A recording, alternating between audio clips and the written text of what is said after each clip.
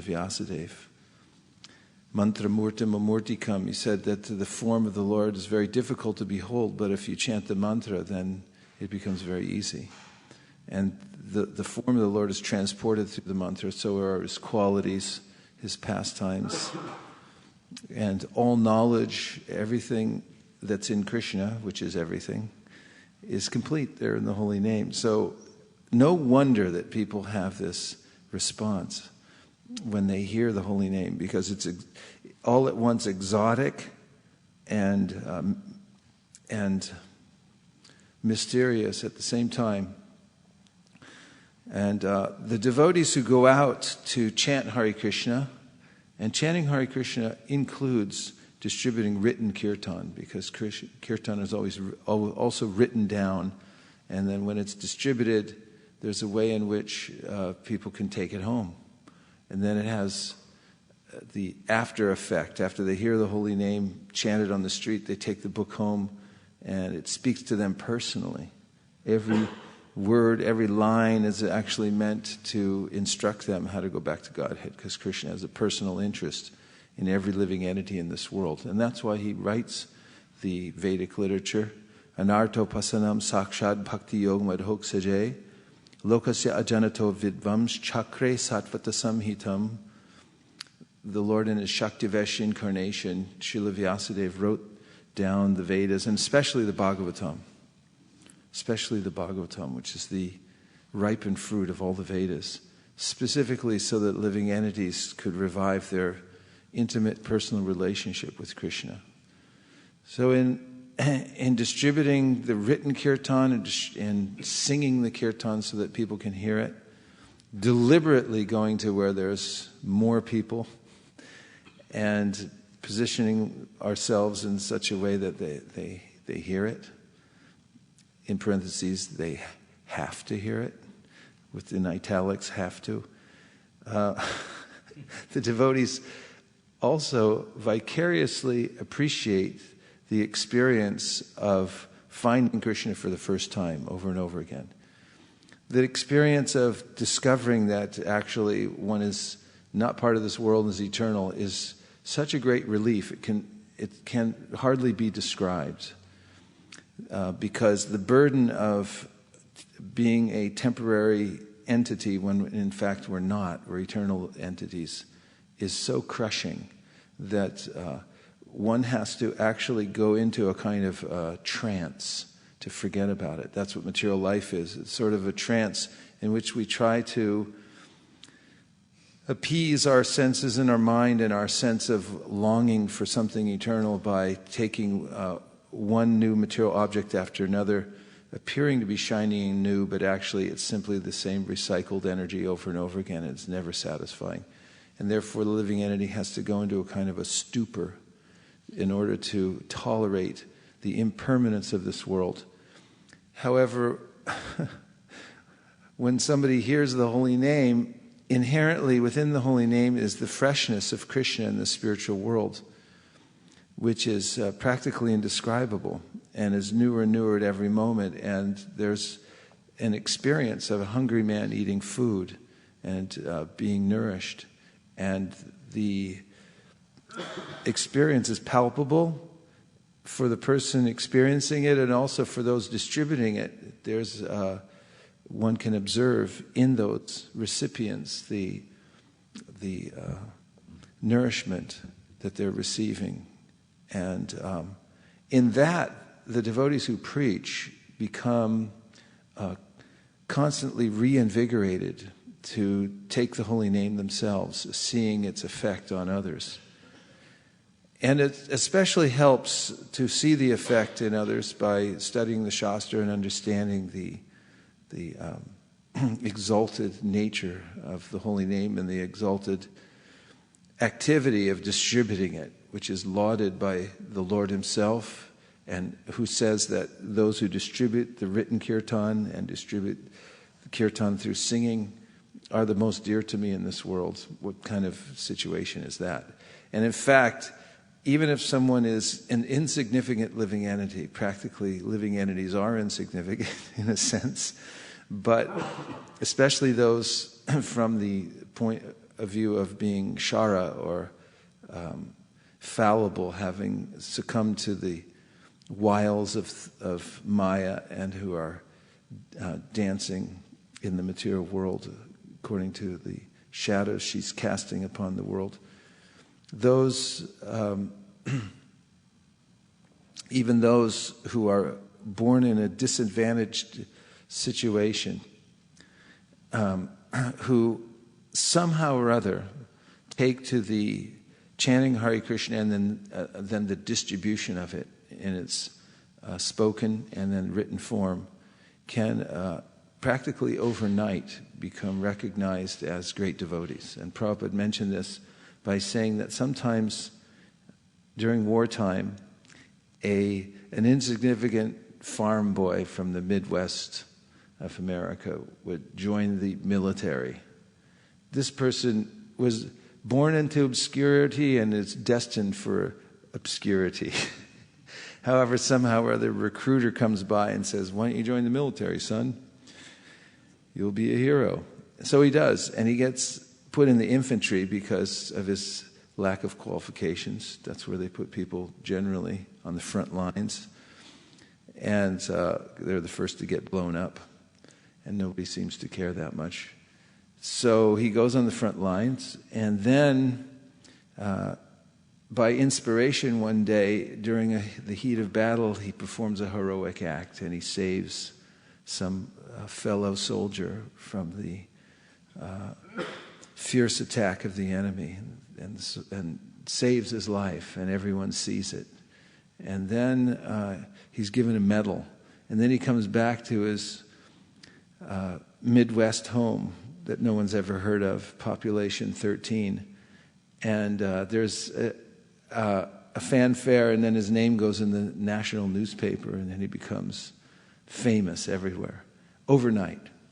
And so Prabhupada compared that to the American boys and girls at one time when, in 1975, they were going out to distribute books and undergoing so much. There were obstacles. And Prabhupada wrote this, that you would become famous and recognized by the Lord practically immediately by this activity. So all at once, the Harinam Sankirtan, Lord Chaitanya says, Param Vijayate Sri Krishna Sankirtana. If you want victory, victory over the senses, victory over birth and death, victory over the obstacles that keep one from going back to Goloka Vrindavan, take to the Sankirtan. And you'll become a great hero.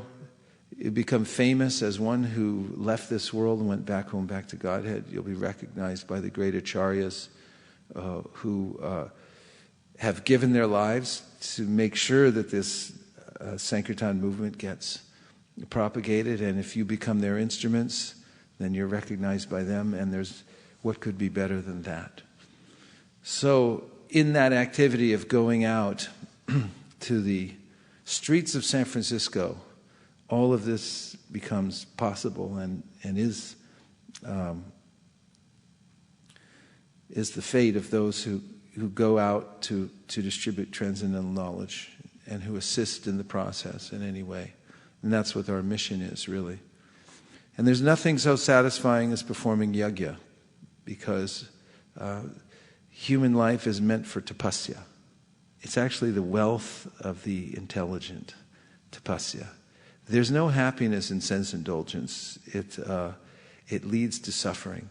But in tapasya, especially divine tapasya, tapo divyam, there is a growing sense of happiness. And the juncture at which one realizes that is when one begins to advance in spiritual life. That actually my real wealth lies in spiritual tapasya. And then one becomes greedy for it. That one wants to perform more and more activities, sacrifice more and more for the sake of Lord Chaitanya Mahaprabhu and the Sankirtan movement. Then one begins to get some traction in spiritual life and move forward. This is nishta, or a very steady position. Before that, one may grapple with one's mind and senses and think, that maybe I'll try to avoid tapasya and try to be comfortable in this world. So Sankirtan gives an opportunity for everyone to come to this nishta stage, because there's so much satisfaction in the tapasya of performing Sankirtan by distributing the written kirtan and chanting Hare Krishna in public, that devotees take it as a big party. It just seems like a big fun picnic party. But at the same time, it's the greatest of all activities. This is Caitanya Mahaprabhu's contribution in Kali Yuga. Contribution is an understatement of the millennium, that he gave this process that Lochan Das Thakur said is simply joyful. Kevala Ananda Kanda. It's simply joyful. It just looks like a big picnic party. But actually, it's the greatest tapasya that one could perform. So, intelligent people, says Karabhajana Muni in the Srimad Bhagavatam, they take to this Sankirtan tapasya, this yajna of performing Sankirtan anywhere and everywhere and as much as possible. I saw pictures from Damodar Vamsidhari. Apparently he went on took a hiatus for a week with his family, drove down to Mexico, but he couldn't stop doing Sankirtan. He was sending pictures back. It wasn't that devotees try to take a break, but they can't stop doing Sankirtan. He sent pictures back down in Mexico, with arms around a couple of, the locals with Bhagavad Gitas in their hands and so forth. And everywhere he was going, he was singing Hare Krishna and so forth. So this is the plight of those who become captured by Lord Chaitanya's loving network, that they become so absorbed in this Sankirtan yajna and tapasya they can't stop doing it under any circumstances. It's actually addicting. Brahmananda Sakha. I have a question. What is the difference between austerity and penance? Is there any difference? You'd have to look them up and see. You can look it up. There's some subtle difference, which you could just say it. The translation, the definitions.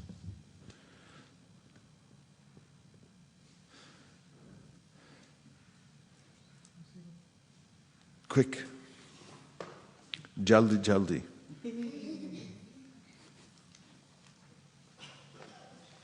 Got it? What do you have? I have austerity. Okay, let's hear austerity and he'll do penance. We could do a play. Your austerity, your penance. Austere quality, severity of manner, life, etc. Sternness. 2 is ascetic practices, austerities of monastery life.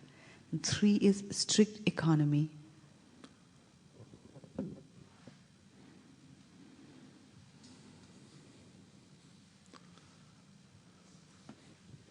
And penance is punishment undergone in token of penitence for sin, a penitential discipline imposed by church authority. Okay, so what was the root of the austerity and penance? Just tell penance first. Yeah. So penance, the origin is Middle English, 2050 to 1300. Penance, Anglo-French, Old French, penience. Latin is penitentia or penitence. It's like a prayaschitta. And austerity is more of a, strictness in the way one lives. When tapasya, when the Sanskrit word tapasya is translated in English, it appears to me that many times the penance is used as the translated word. It's very subtle. So there's a sense in which I've fallen into the material world. I've been overcome by material desires, by following the senses, and now some kind of penance or austerity. You can use either one practically. If you go deeply into the subtle meanings, you might distinguish between the two. But basically they mean the same things, restraining the senses for the sake of getting a higher taste. But if you look at it more carefully, penance is a kind of prayaschitta for some specific reformation. Penitentiary is really meant for people to go and reform themselves by being in a little more controlled environment than they're used to. In any case, tapasya is something Lord Brahma, when he was trying to figure out who he was, where he was, what the universe was, the Lord spoke to him these two syllables, tapa, which mean tapasya. He's very intelligent, so he figured it out. He just heard the word, and inherent in the word was the meaning, and then he understood he had to do some kind of penance or austerity to understand the truth. So he did. So there's value in that.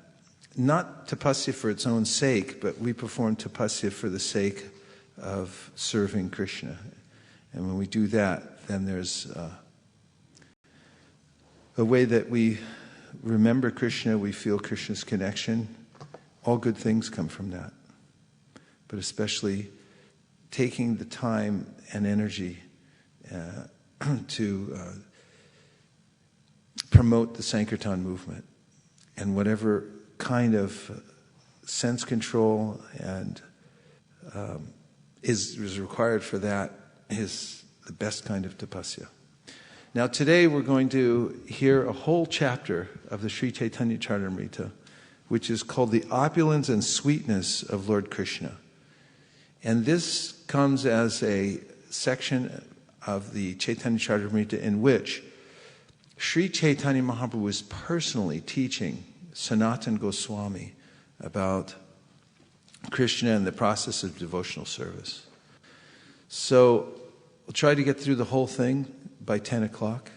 I'm going to mostly read right through with very few comments, but who knows what might happen, we'll see. But the intention is to get through all 149 verses by the end of the class. And we can just hear it, because this whole chapter is so... it's a very necessary information to hear in order for one to enthusiastically perform devotional service. Why? Because we must know the goal, where we're going. We have to hear about it. We also have to hear about the specific qualities of Krishna as a person. Otherwise, our love for him does not awaken. And the problem is, in many religious processes, they have a conception of God as a supreme controller or punisher and so forth, but they don't understand his actual personality. In fact, oftentimes I've been handed tracts from various religious sects, and on them they'll have a picture of God sitting on a throne, but then when it comes to actually seeing God, there's no form. It's just an effulgence. There's actually no person.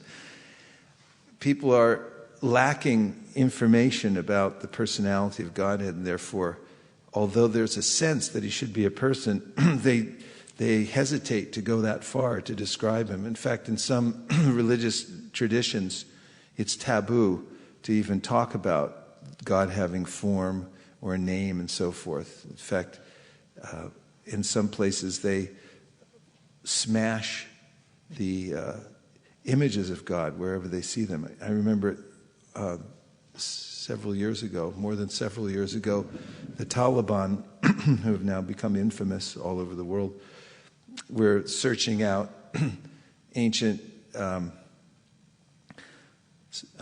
deities of Buddha, and they would nuke them. Basically, they'd use their high-powered, weapons, probably developed in America here in Silicon Valley, and they would shoot them and just blast it into powder, these deities, because there's this sense that if you describe a form of God, then it's blasphemy, and so forth. This is all a great obstacle for actually developing love for God and going back to Godhead, because you can't love the sky. You can't love something amorphous. We love persons. We love the quality of persons. And all those persons that we love are actually reflections and are derivatives of the original qualities of Krishna. So by hearing about Krishna's specific qualities and as a person, one can actually, one's mind has something to catch on to. And that's what will happen today. Now that everyone's in a completely receptive mood after performing the Sankirtan Yajna yesterday, from those who cooked to those who chanted, everyone who was involved is implicated in this, in the loving network of Lord Chaitanya Mahaprabhu, will be receptive to hearing this.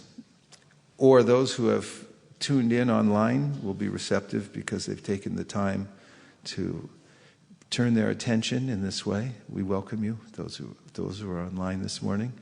And anyone who's here attending the live class and as part of the studio audience will also be able to take advantage of this fully because they've moved themselves from point A to point B and put themselves in front of transcendental sound. And that's at least half of the process of advancing to the goal is simply be there. Chapter 21 from the Madhya Lila of the Sri Chaitanya Charitamrita. The opulence and sweetness of Lord Krishna. Are you all ready? Yes. Okay. By the way, the text-in number is 650-245-7018. If you're watching online and you'd like to text a message in, 650-245-7018. Srila Bhaktivinoda Thakur summarizes the 21st chapter as follows. In this chapter, Sri Chaitanya Mahaprabhu fully describes Krishna Loka, the spiritual sky, the causal ocean, and the material world, which consists of innumerable universes.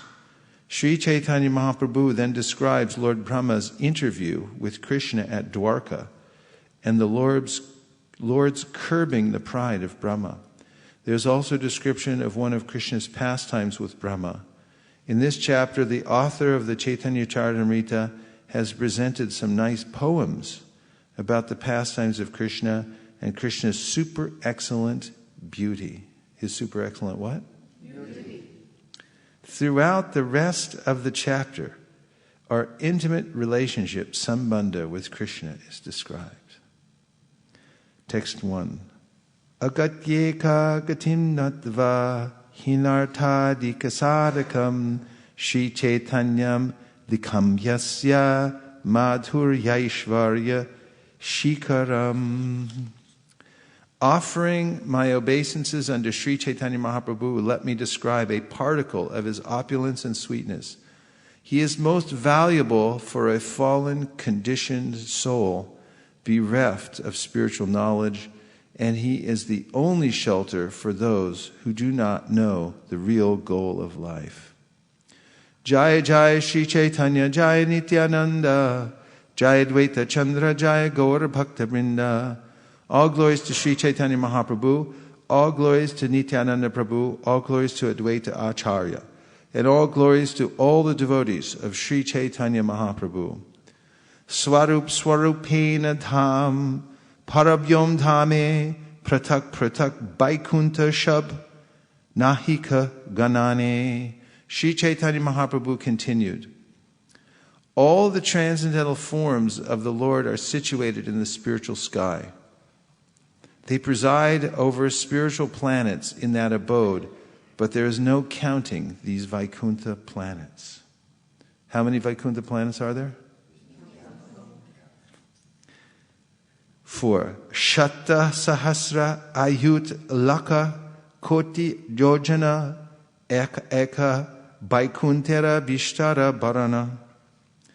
The breadth of each Vaikuntha planet is described as 8 miles multiplied by 100, by 1,000, by 10,000, by 100,000, and by 10 million. In other words, each Vaikuntha planet is expanded beyond our capacity to measure.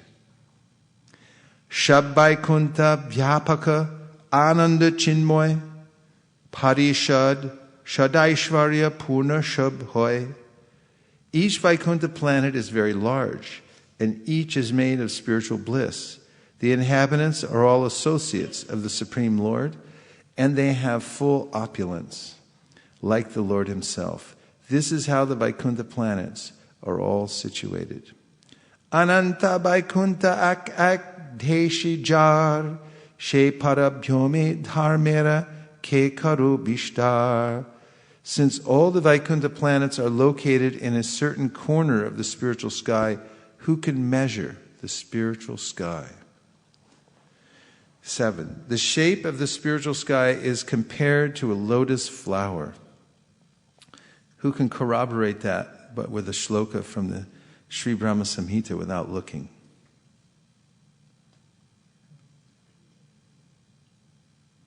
Sahasrapatra kamalam gokulakyam mahatparam datkarnikaram tadama taranam tamsha sambhavam karnikaram mahadyantram shatkonam vajrakilakam sharanga chatpatistanam prakrita purushena cha premananda mahananda rasena vasitam hiyat jyoti rupena manuna kamabhijena samgatam.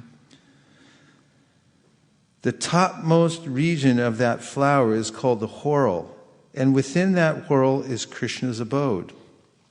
The petals of the spiritual lotus flower consist of many Vaikuntha planets. So we're clear, right? The spiritual world is compared to a lotus flower. Has anybody seen a lotus flower live and in person? It's stunning, isn't it? It's mesmerizing. I saw some at the Botanical Gardens in Osaka recently. I saw them first in what season I was there in the autumn, and they weren't blooming. Only one was blooming out of hundreds. And then I went back in May, I think, this year, and they were all blooming. And I spent at least an hour or two just walking from one to the next, observing them because they're otherworldly. So the spiritual world is shaped like a lotus flower. 8. Each Vaikuntha planet is full of spiritual bliss, complete opulence and space, and each is inhabited by incarnations.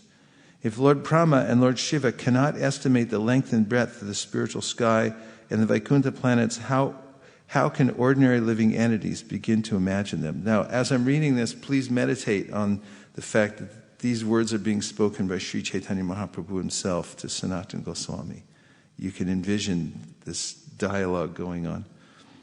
O Supreme Great One, O Supreme Personality of Godhead, O Super Soul, Master of all mystic power, your pastimes are taking place continuously in these worlds, but who can estimate where, how, and when you are employing your spiritual energy and performing your pastimes? No one can understand the mystery of these activities. This verse is from the Srimad Bhagavatam 10:14-21. 10. E mato Krishnera dibya shadguna ananto Brahma Shiva sanakari na pai jar anta. The spiritual qualities of Krishna are also unlimited. Great personalities like Lord Brahma, Lord Shiva, and the four Kumaras cannot estimate the spiritual qualities of the Lord.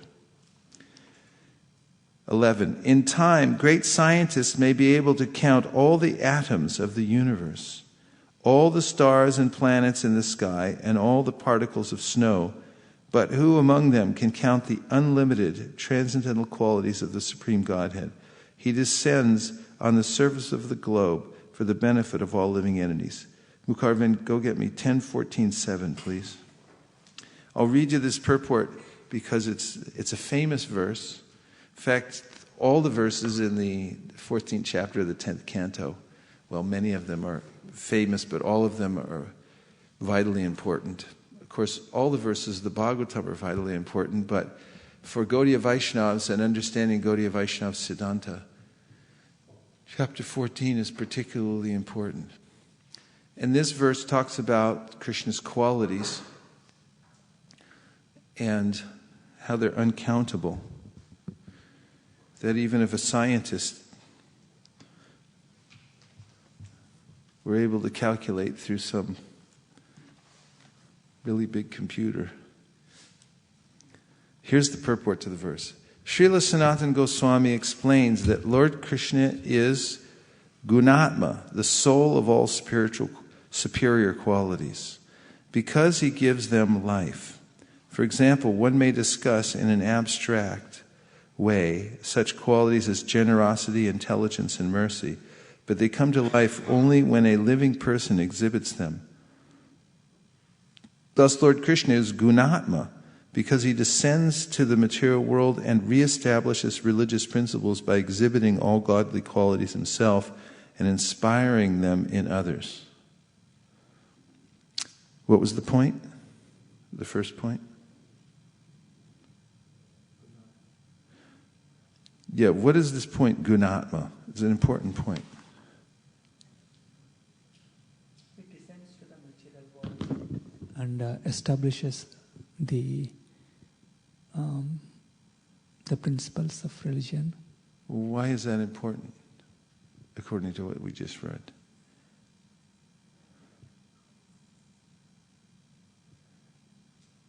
You can theoretically talk about generosity, mercy, and so forth, but until you actually see, but when you see them manifest in a person, then you experience them as a real principle. There's a feeling that you get. Yes. We get an opportunity to follow it because we see it. When we read about it and we don't experience it, then it's like honey in a jar that you cannot taste. But when you see it manifest, especially in the Lord, where it's pure and fully saturated, it gives us an opportunity to see it in its best form and then to imbibe and aspire for it.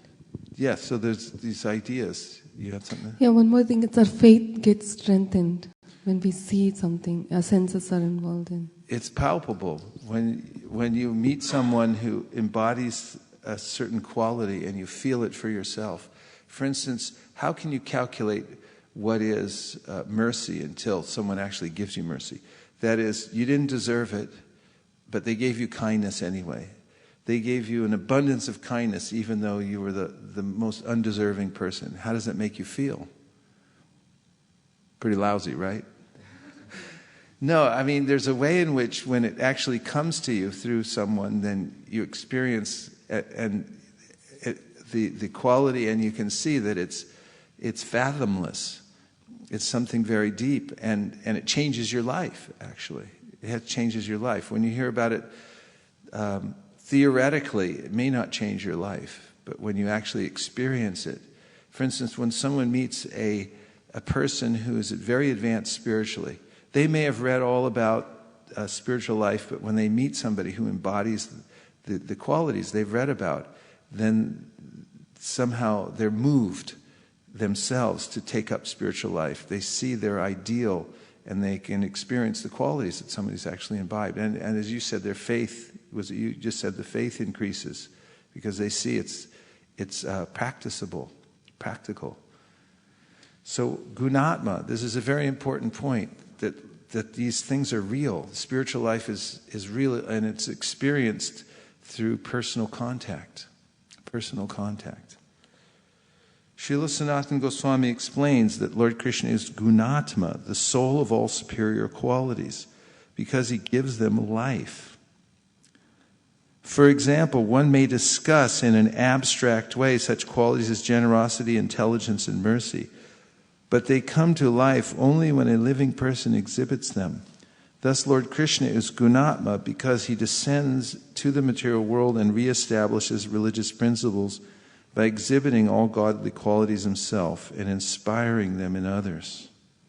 Who's someone that he inspired? Lord Krishna personally inspired. Arjuna. Who else? Uddhava. Who else?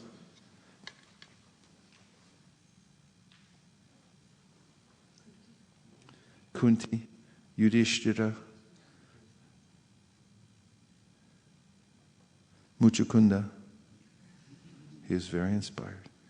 A living entity who develops the transcendental qualities found in the Lord receives immeasurable benefits and eventually goes with the Lord back to his own abode where all living beings are liberated and fully endowed with the transcendental nature.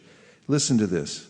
A living entity who develops the transcendental quality found in the Lord receives immeasurable benefit and eventually goes with the Lord back to his own abode. Fire associates with fire. I mean, you have to be fire to enter into fire without getting burnt. So one has to develop the qualities of the Lord. How do you do that? By his association. Saparya gachchukram akayamavradam asnaviram shudham apapavidam kavir manishi paryabhu swayambur yatatyator tanviradashas vatibhya samabhya. The Lord is the supreme pure, and those who associate with him, they also become pure. And this is practical. It's not that we hear about spiritual life and it remains theoretical and I remain attached to the lower tastes of the material world, but actually I should experience and see in myself that I'm really developing higher qualities, and they're becoming manifest in me by the Lord's mercy, that I'm able to control my senses, and I'm more attracted to hearing and chanting than anything else. My mind starts going to the kirtan and to hearing about Krishna. These are practical signs that we're becoming purified, and we must have that. Srila Sanatana Goswami further explains that the Lord manifests a specific spiritual quality. Listen to this. I'll start over because it's so important. Srila Sanatana Goswami further explains that the Lord manifests a specific spiritual quality for the benefit of each living entity. Since there are innumerable living entities within the confines of the material creation, the Lord manifests infinite qualities. Thus, every conditioned soul can appreciate the Supreme Lord in a particular way. The example is given here that even if the most learned scholars could someday count the particles of earth, snow, and light, they would still fail to understand the qualities of the Lord. In this example, earth, snow, and light are progressively more subtle. Thus, it is to be understood that there is an increasing difficulty in counting their virtually infinite particles. According to Srila Vishwanath Chakravarti Thakur, great personalities like Shankarshan actually have counted the numbers of atoms on the earth, and even the molecules in the entire universe. Yet even such a personality as Sankarsana, who has been continuously chanting the glories of the Lord since time immemorial, has not even approached a final count of those glories. Lord Krishna exhibits his most astonishing qualities during his childhood pastimes in Vrindavan, where he steals butter from the cowherd ladies, dances with his girlfriends, and plays with his cowherd boyfriends as their most dear companion. Although appearing like ordinary human activities, such sublime pastimes embody Lord Krishna's innumerable and immeasurable, beautiful transcendental qualities, which are the life and soul of the pure devotees.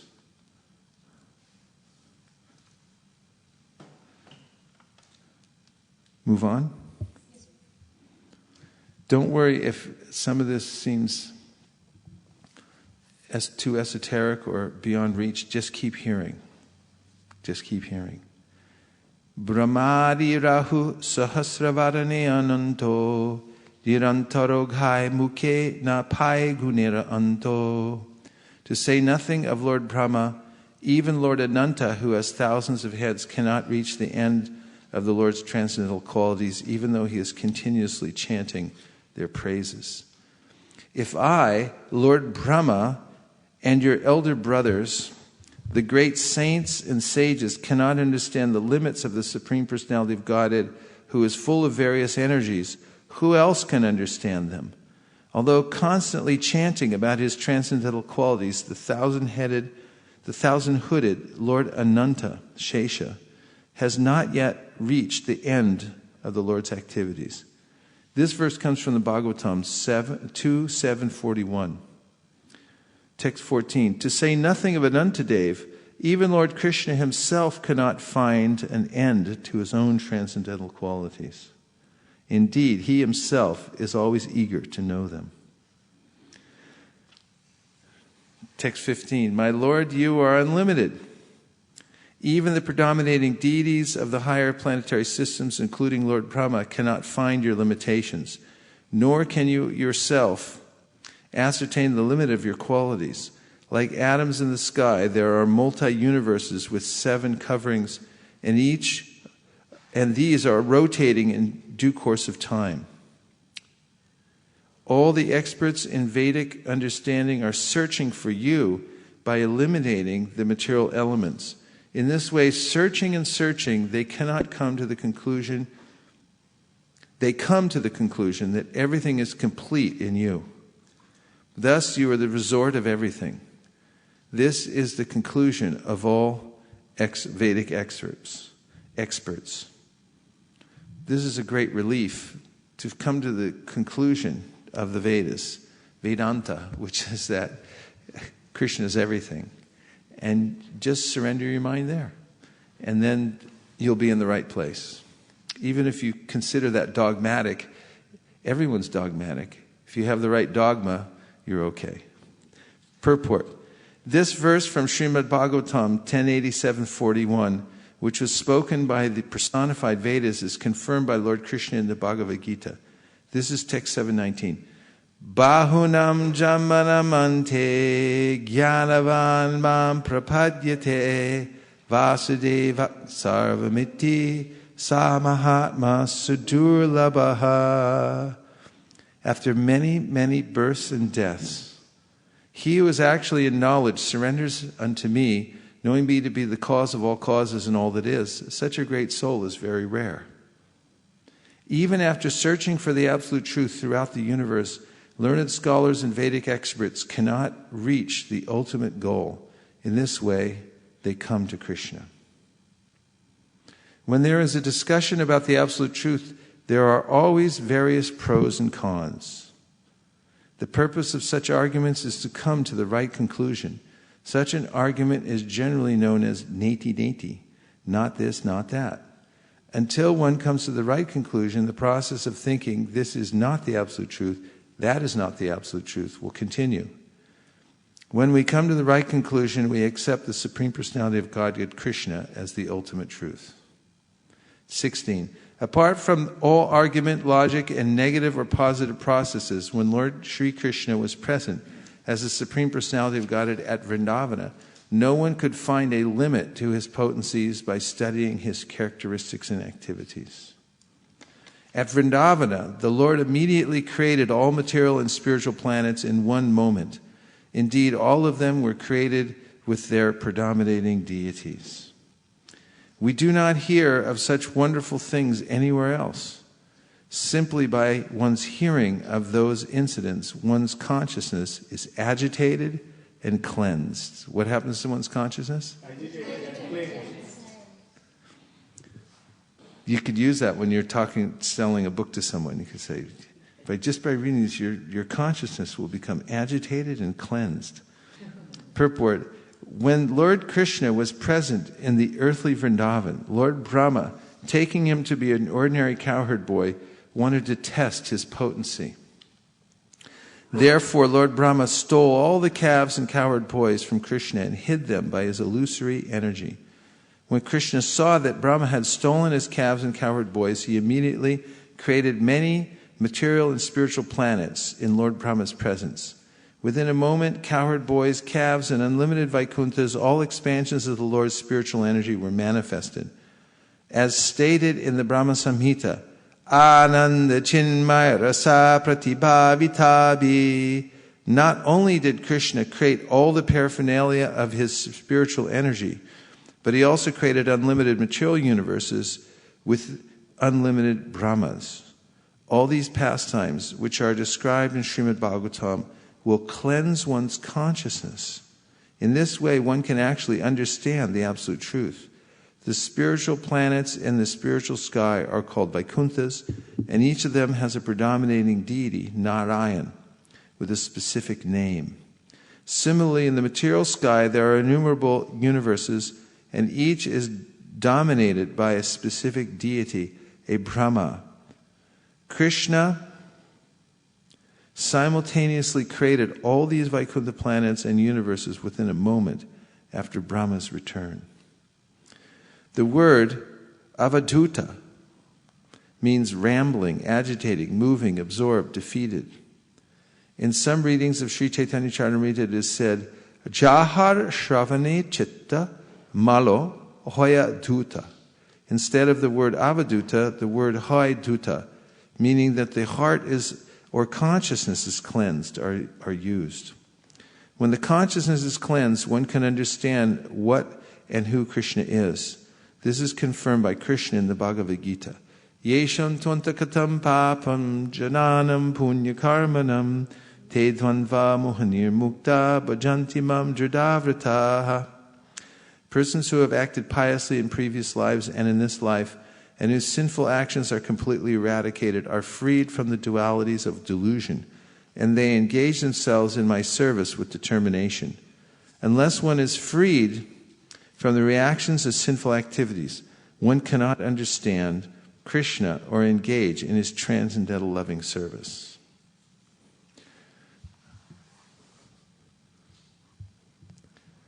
Only 130 more verses to go.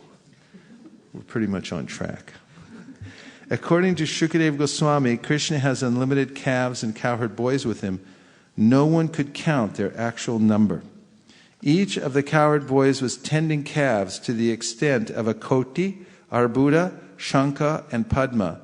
That is the way of counting. Purport. According to Vedic mathematical calculations, the following enumeration system is used. Units, tens, dash, hundreds, shata, thousands, sahasra, 10,000s, ayuta, and hundreds of thousands, lako, in Bengali. 10 times laksha is niyuta. 10 times niyuta is koti. 10 times koti is arbuda. 10 times arbuda is vrinda. 10 times vrinda is karva. 10 times karva is nikarva. 10 times nikarva is shanka. 10 times shanka is padma. And 10 times padma is sagara. 10 times sagara is antya. And 10 times antya is madhya. And 10 times madhya is prararda. Each item is 10 times greater than the previous one. Thus, all the cowherd boys who were companions of Krishna had many calves to take care of. When people ask how much they should give, how much should I give for this? See, a prararda. A prararda of dollar bills, please. $100 bills. All the cowherd boys had unlimited calves. Similarly, their canes, flutes, lotus flowers, horns, garments, and ornaments were all unlimited. They cannot be limited by writing about them. The cowherd boys then became four-handed Narayans, predominating deities of Vaikuntha planets. All the separate Brahmas from different universes began to offer their prayers unto the Lords. All these transcendental bodies emanated from the body of Krishna, and within a second they all entered again into his body. When Lord Brahma from this universe saw this pastime, he was astonished and struck with wonder. After offering prayers, he gave the following conclusion. Lord Brahma said, "If someone says that he knows everything about Krishna's opulence, let him think that way. But as far as I'm concerned, with my body and mind, I consider it in this way. My Lord, your opulence is like an unlimited ocean of nectar, and it is verbally and mentally impossible for me to realize even a drop of that ocean. There are people who say, I know everything about Krishna." You ever met one? Yes. I've met people say, no, I know everything. I know everything. Let them think that way. As far as I'm concerned, I do not wish to speak very much about this matter. Oh, my Lord, let me say this much. As far as your opulences are concerned, they are all beyond the reach of my mind, body, and words. Purport. This is a quotation from Srimad Bhagavatam 10:14-38, spoken by Lord Brahma after he had stolen Lord Krishna's calves and cowherd boys, and Krishna had exhibited his transcendental opulence by recreating all the stolen calves and cowherd boys by his Vishnu Murti expansions. All he had After he had seen this, Brahma offered the above prayer. 28. Let the glories of Lord Krishna be.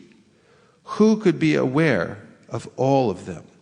His abode, Vrindavan, has many wonderful opulences. Just try to see them all. According to the revelations of revealed scripture, Vrindavan extends only 16 kroshas, 32 miles. Nonetheless, all the Vaikuntha planets and innumerable universes are located in one corner of this tract. Did you get that? Here's the purport. In Vraj, the land is divided into various vanas, or forests. The forests total 12, and their extension is estimated to be 84 kroshas. Of these, the special forest known as Vrindavan is located from the present municipal city of Vrindavan to the village called Nandagram. This distance is 16 kroshas, 32 miles. But then all the Vaikuntha planets, which we just heard about, which are unlimited in size, practically, they're just residing in one small corner of the Vrindavan. No one can estimate the opulence of Krishna. That is unlimited. However, just as one sees the moon through the branches of a tree, I wish to give a little indication. Purport: first a child is shown the branches of a tree, and then he is shown the moon through the branches. This is called Shaka Chandra Nyaya. The idea is that first one must be given a simpler example. Then the more difficult background is explained. 31. While describing the transcendental opulences of Krishna, the ocean of opulence manifested in the mind of Sri Caitanya Mahaprabhu, and his mind and senses were immersed in this ocean. Thus he was perplexed. Sri Chaitanya Mahaprabhu personally recited the following verse from Srimad Bhagavatam, and to relish the meaning, he began to explain it himself. This should give much. When we hear these things, we become more inspired to relish the verses. They become personalized. Imagine Chaitanya Mahaprabhu quoted these verses. Swayam tu asham ya tishayas tradishaha swaraja lakshnyapta samastakama balim harabhish chidalokapalai kirita kodita kotidita parapita. The Supreme Personality of Godhead, Krishna, is the master of the three worlds and the three principal demigods, Brahma, Vishnu, and Shiva. No one is equal to or greater than him. By his spiritual potency known as Swaraja Lakshmi, all his desires are fulfilled. While offering their dues and presents in worship, the predominating deities of all the planets touch the lotus feet of the Lord with their helmets. Thus they offer prayers to the Lord. This quotation is verse 21 of the second chapter, third canto of Srimad Bhagavatam. How's everybody? Hare Krishna. Okay, good. Krishna is the original Supreme Personality of Godhead. Therefore, he is the greatest of all. No one is equal to him, nor is anyone greater than him. Krishna, known as Govinda, is the Supreme Controller. He has an eternal, blissful, spiritual body. He is the origin of all. He has no other origin, and he's the supreme cause of all causes. If I was going to say that exact same thing in Sanskrit, what would you recommend?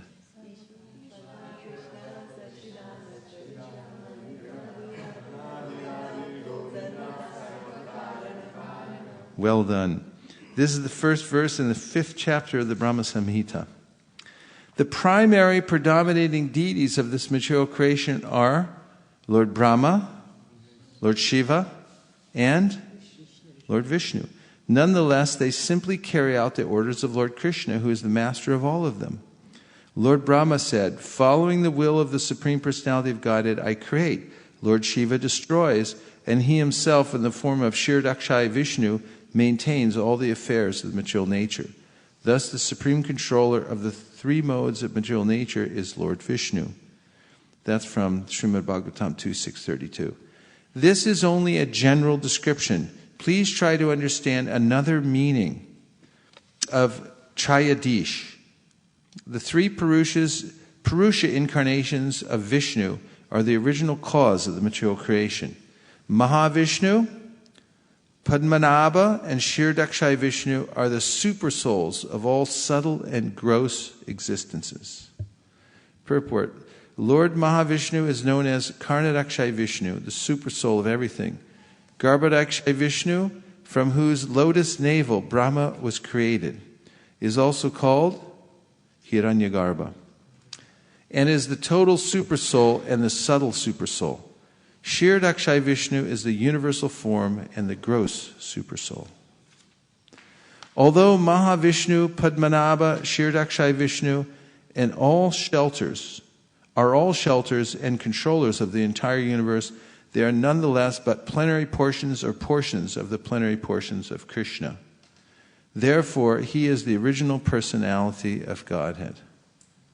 Haribol Swaraj. Welcome back. The Brahmas and other lords of the mundane worlds appear from the pores of Mahavishnu and remain alive for the duration of his one exhalation. I adore the primeval Lord Govinda, of whom Mahavishnu is a portion of a plenary portion. This is the middle meaning. Now please hear the confidential meaning. Do you want to hear the confidential meaning? Yes. But not very much, right? That's why you all came here today, to hear the confidential meaning. You heard the middle meaning, and now get ready for the confidential meaning. Lord Krishna has 3 places of residence, which are well known from the revealed scriptures. Purport. Krishna has 3 abodes. His internal abode, Goloka Vrindavan, his intermediate abode, the spiritual sky, and his external abode, this material world. The internal abode is called Goloka Vrindavan.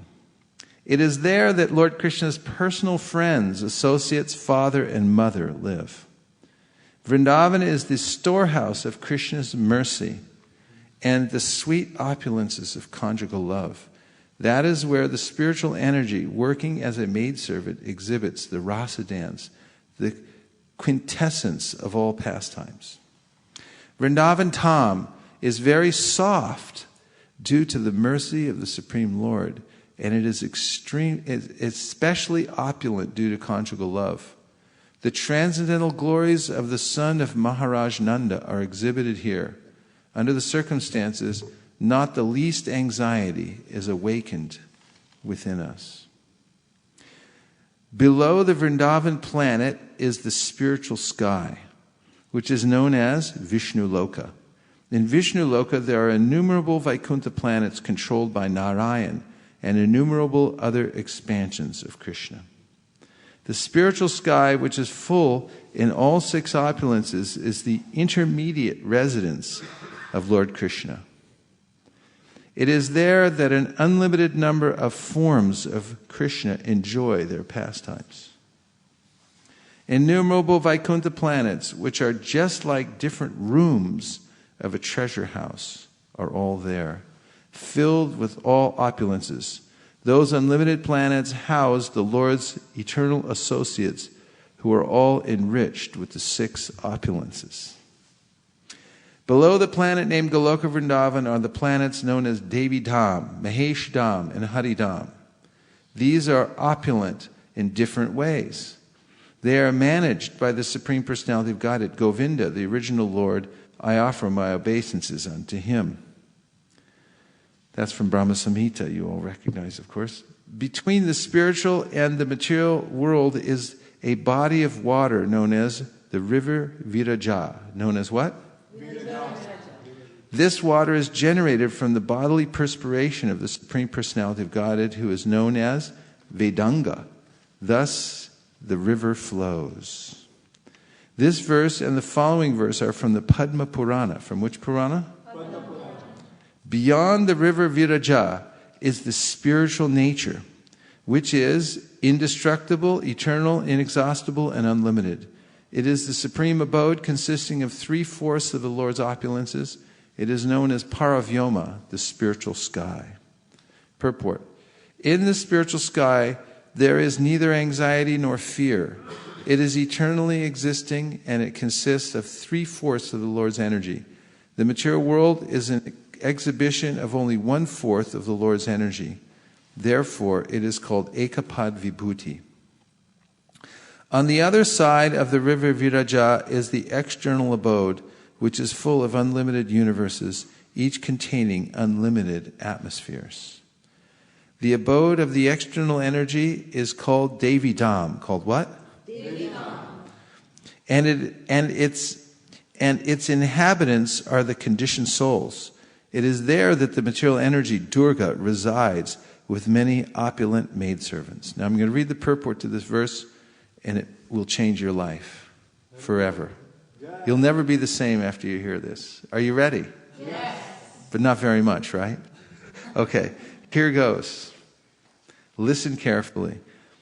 Because he wants to enjoy the material energy, the conditioned soul is allowed to reside in Devi Dham, the external energy, where Goddess Durga carries out the orders of the Supreme Lord as his maidservant.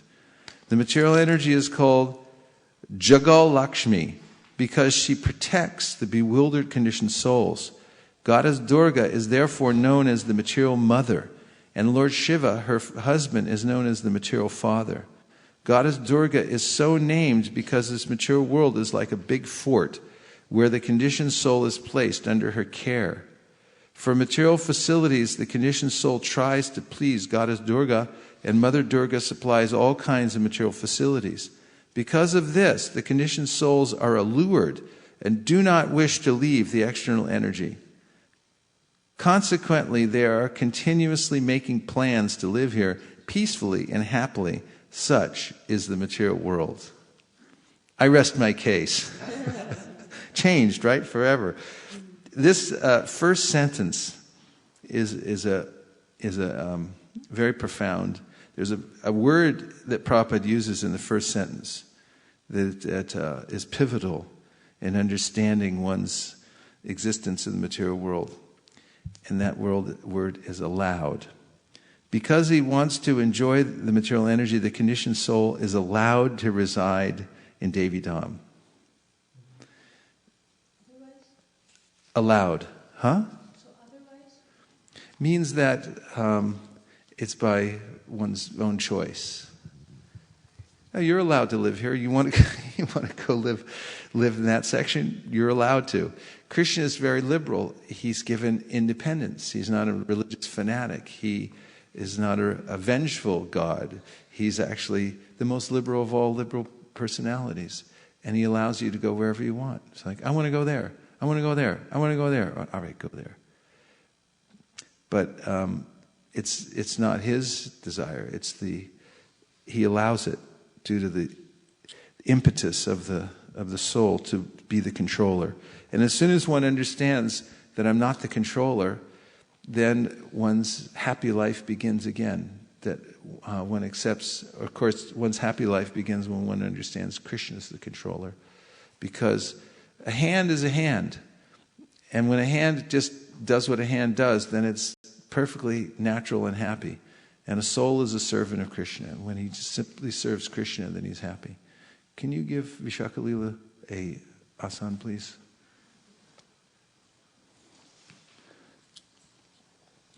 "54. Anyway, how did you like that purport? Anything else you heard in there that struck your imagination? Yes? We want to live peacefully and happily, and that's the plan. So the Yeah. last line actually Say that again. that I think it was written, I don't exactly recollect, but it is that the arrangement is like that the soul wanted to live here peacefully and happily in this material world. So, we get all the facilities, so we think it's a good place to be. Consequently, they are continuously making plans to live here peacefully and happily, such as the material world. Yeah. That's striking, isn't it? Making plans. Yes. I got reminded of one example that Radhanath Swami says, that people usually when they are put in prison, they want to escape. But material world is such an open place, there are no walls and everything, but nobody makes arrangement to escape, but they want to live, as he said, happily and peacefully in this world. So Yeah, as long as I got Black Friday, Nordstrom, and get a little something, maybe it's not so bad after all. And always planning that something good might happen. Sundarananda Prabhu.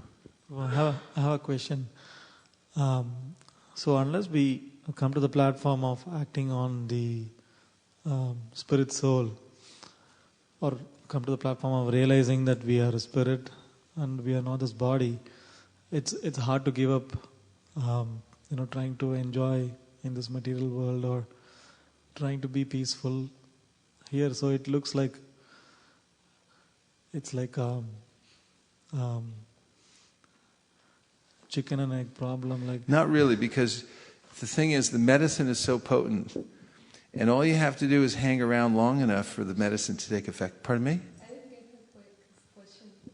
Oh, he was saying that in order to actually experience these things, you have to act on the spiritual platform, and but as long as one's affected by material mind and senses and so forth, it's very difficult to attain that.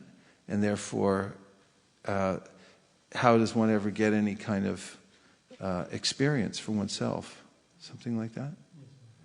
But the thing is that the medicine is so potent, especially hearing and chanting, that if you can keep yourself in the presence of the doctor and stay in the hospital, just follow the directions. And first thing is admit that you're sick. Otherwise it's difficult. Some people don't go to the doctor and then they drop dead. Because it's a macho thing. Like a lot in Latino culture, it's like, you're experiencing heart pains, you should go to the doctor. And say, nope. And then boom, like I told you to go to the doctor.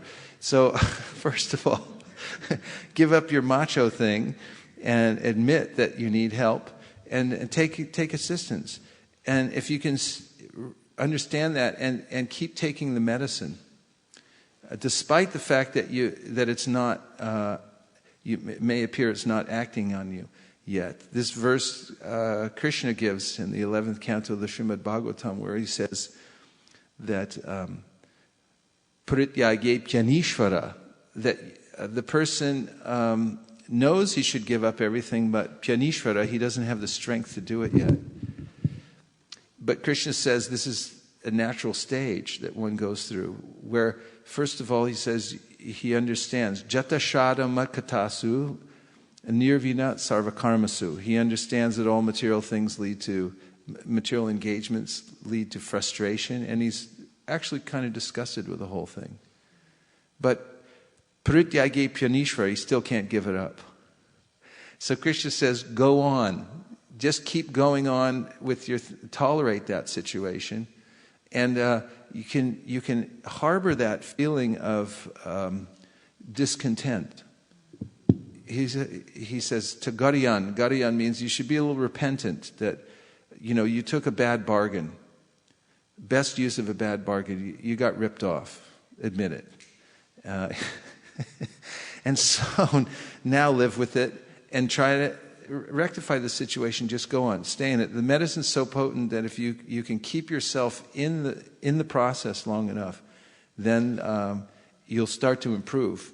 And just like when you're sick and you start to take medicine, at first you don't notice it at all. You're just going on total faith of the doctor that this thing's going to work, and because the doctor was recommended to you and he had a diploma on his wall, and other people seem to have been healed by him, so I'm going to try, even though it seems hopeless.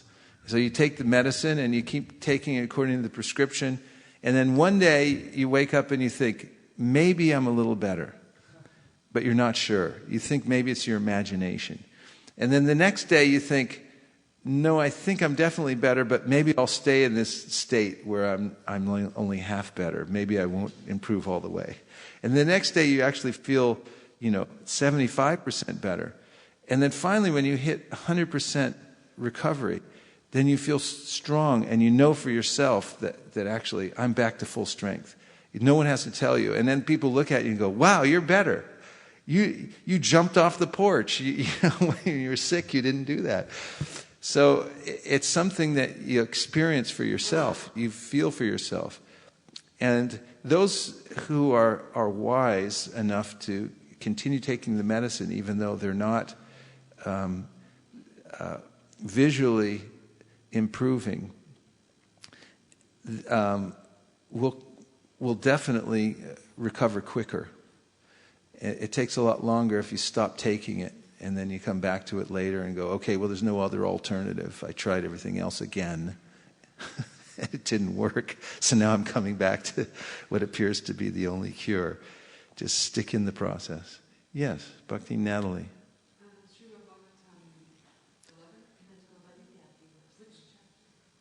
I don't know. I'll have to look it up after. I can't remember the verse number. Jata Shradama Katasu.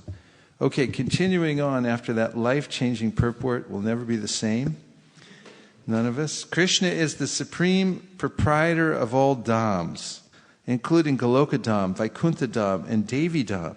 The Paravyom and Goloka Dham are beyond Devi Dham, this material world. Purport: when a living entity is liberated from Devi Dham, but does not know of the opulence of Hari Dham, he is placed in Mahesh Dham, which is between the other two dhams. The liberated soul does not get an opportunity to serve the Supreme Personality of Godhead there. Therefore, although this Mahesh Dham is Lord Shiva's dham and above Devi Dham, it is not the spiritual world. The spiritual world begins with Hari Dham or Vaikuntha Loka. 55. The spiritual world is considered to be 3/4 of the energy and opulence of the Supreme Personality of Godhead, whereas this material world is only 1/4 of that energy. This is our understanding. Purport: Haridham, Paravyom, and Goloka Vrindavan are beyond the material cosmic manifestation. They are celebrated as 3/4 of the Lord's energy. The material energy conducted by the Supreme Lord's external energy is called Devi Dham and is a manifestation of 1/4 of his energy. 56. Because it consists of 3/4 of the Lord's energy, the spiritual world is called Tripad Bhuta. Being a manifestation of 1/4 of the Lord's energy, the material world is called Ekapad. This is verse from Lagu Bhagavatamrita, which is the next book coming out from the Sanskrit Academy.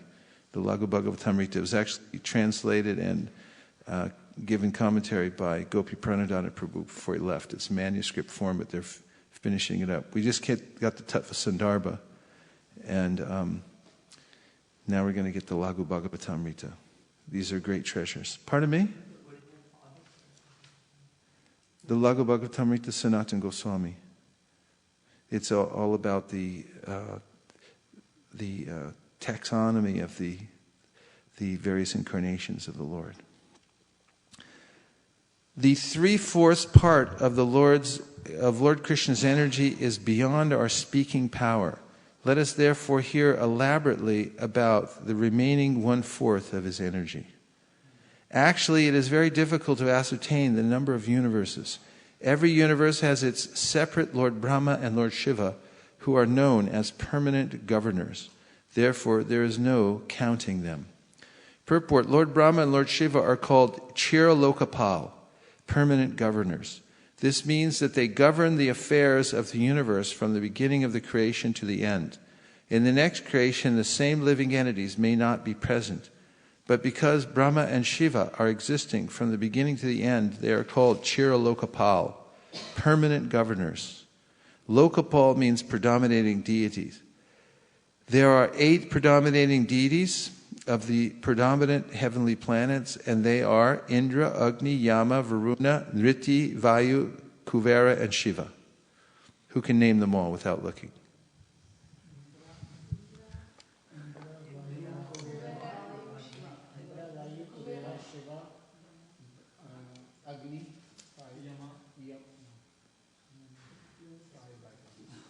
Pretty close. Once, when Lord Krishna was ruling Dwarka, Lord Brahma came to him, and the doorman immediately informed Lord Krishna of Brahma's arrival. When Krishna was so informed, he immediately asked the doorman, "Which Brahma? What is his name?" The doorman therefore returned and questioned Lord Brahma. Purport: from this verse we can understand that Brahma is the name of the post, and that the person occupying the post has a particular name also. From the Bhagavad Gita, Imam Bihra Vivashvate Yogam. Vivaswan is the name of the present predominating deity of the sun. He is generally called Surya, the sun god, but he also has his own particular name. The governor of the state is generally called Rajapal, but he also has his own individual name. Since there are hundreds and thousands of Brahmas with different names, Krishna wanted to know which of them had come to see him. 61. When the doorman asked which Brahma, Lord Brahma was surprised. He told the doorman, "Please go inform Lord Krishna that I am the four-headed Brahma, who is the father of the four Kumaras." The doorman then informed Lord Krishna of Lord Brahma's description, and Lord Krishna gave him permission to enter. The doorman escorted Lord Brahma in, and as soon as Brahma saw Lord Krishna, he offered his obeisances at his lotus feet. After being worshipped by Lord Brahma, Lord Krishna also honored him with suitable words. Then Lord Krishna asked him, "Why have you come here?" Being questioned, Lord Brahma immediately replied, "Later I shall tell you why I have come. First of all, there is a doubt in my mind which I wish you to kindly dissipate. Why did you inquire which Brahma had come to see you? What is the purpose of such inquiry? Is there any other Brahma besides me within the universe?" Upon hearing this, Sri Krishna smiled and immediately meditated. Unlimited Brahmas arrived instantly. These Brahmas had different numbers of heads, some of them 10 heads, some 20, some 100, some 1,000, and some 10,000, some 100,000, some 10 million, and others 100 million. No one can count the number of faces they had. There also arrived many Lord Shivas with various heads numbering 100,000 and 10 million. Many Indras also arrived, and they had hundreds of thousands of eyes all over their bodies. Purport: it is said that Indra, the king of heaven, is very lusty. Once he had sexual intercourse with the wife of a great sage, and when the sage learned about this, he cursed lusty Indra with a curse that put vaginas all over his body. Being very much ashamed, Indra fell down at the lotus feet of the great sage and begged his pardon. Being compassionate, the sage turned the vaginas into eyes. Therefore, Indra possesses hundreds and thousands of eyes all over his body, just as Lord Brahma and Lord Shiva have many faces, and the king of heaven, Indra, has many eyes. 69. When the four-headed Brahma of this universe saw all these opulences of Krishna, he became very much bewildered and considered himself a rabbit among many elephants. All the Brahmas... Okay. Microphone. Because when Lord Krishna exhibited Brahma Vimohana Leela, at that time also, sometimes we hear that Lord Krishna brought the Brahmas from different universes. And the current Brahma of this universe, he actually saw them. And then here again, the Lord Brahma is asking... These are stories from the Puranas. They're not specific chronological incidents. This is mentioned by Jiva Goswami in the Tattva Sandarbha. The Srimad Bhagavatam is not chronological, and therefore to try to follow a linear path and say why this happened before that is not possible. You can understand that Brahma Vimohana Leela, it happened when Krishna was as a child, and he was in Vrindavan, and this is a Dwaraka. So same answer. It's not relevant because there can be different. It doesn't say when this particular pastime happened, what particular millennium or what the circumstances. The point is to take the story, not to try to figure out exactly what the forensics are. All the Brahmas who came to see Krishna offered their respects at his lotus feet, and when they did this, their helmets touched his lotus feet. No one can estimate the inconceivable potency of Krishna. All the Brahmas who were there were resting in the one body of Krishna. When all the helmets struck together at Krishna's lotus feet, there was a tumultuous sound. It appeared that the helmets themselves were offering prayers unto Lord Krishna's lotus feet. With folded hands, all the Brahmas and Shivas began to offer prayers unto Lord Krishna, saying, "O Lord, you have shown me a great favor. I have been able to see your lotus feet."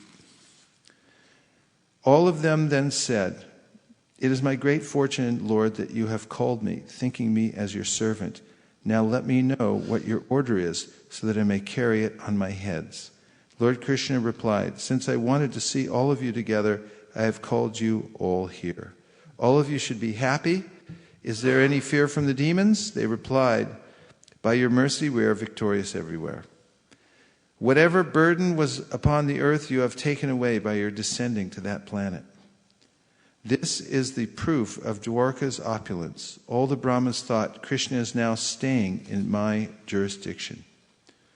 Thus the opulence of Dwarka was perceived by each and every one of them. Although they were all assembled together, no one could see anyone but himself.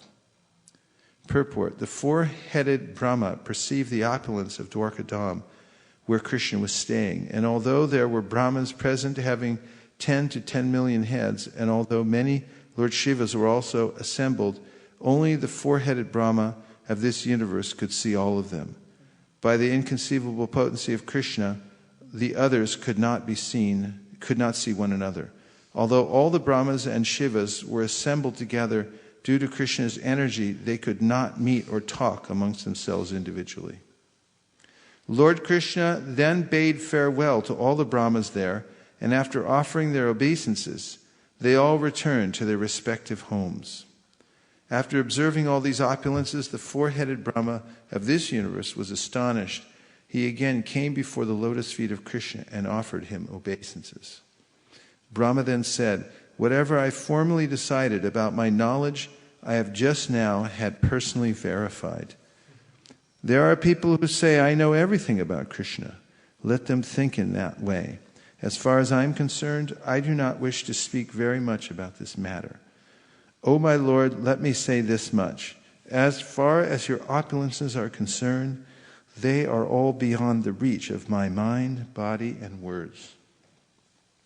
That's from the 14th chapter of the 10th canto, 38th verse, spoken by Lord Brahma. Krishna said, your particular universe has a diameter of 4 billion miles. Therefore, it is the smallest of all the universes. Consequently, you have only 4 heads.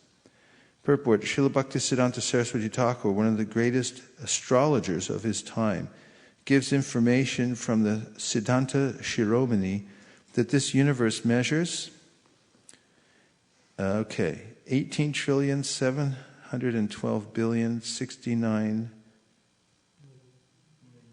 Did I get that right? I started. Is it trillion?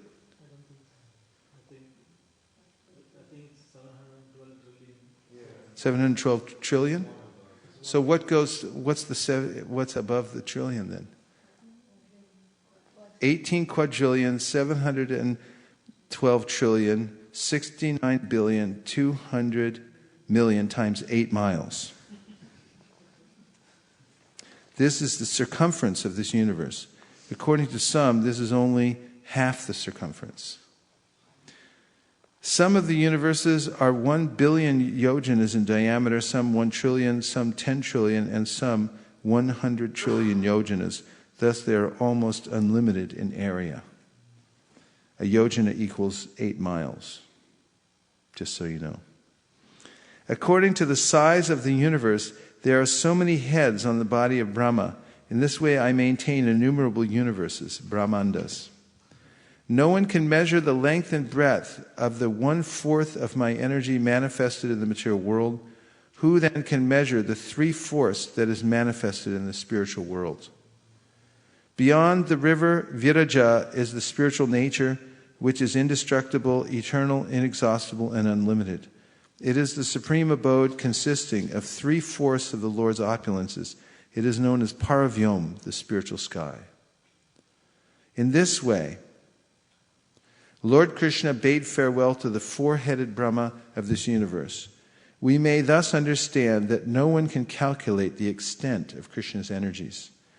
There is very deep meaning in the word Triyadishvara, which indicates that Krishna possesses 3 different lokas or natures. Purport: the word Tradishvara means proprietor of the 3 worlds. There are 3 worlds, and Lord Krishna is the supreme proprietor of them all. This is explained by Krishna in the Bhagavad Gita. Bhoktaram Yagyatapasam Sarvaloka Maheshwaram Suriram Sarvabhutanam Yatmamam Shantim Richyati. A person in full consciousness of me, knowing me to be the ultimate beneficiary of all sacrifices and austerities, the Supreme Lord of all planets and demigods, and the benefactor and well-wisher of all living entities, attains peace from the pangs of material existence. The word Sarvaloka means all these worlds, and the word Maheshwara means the Supreme Proprietor. Krishna is the proprietor of both the material and the spiritual world. The spiritual world is divided into two portions, Goloka Vrindavan and the Vaikunthas. The material world is a combination of universes unlimited in number. 91. The three lokas are Gokula, Goloka, Mathura, and Dwarka. Krishna lives eternally in these three places. Srila Bhaktisiddhanta Saraswati comments that in the Goloka planet there are three divisions, Gokul, Mathura, and Dwarka. In its incarnation as Gaurasundar, Lord Sri Caitanya Mahaprabhu, the Lord conducts his pastimes in three areas, Navadvip, Jagannath Puri, and South India, and Rajmandal, the area of Vrindavan Dham.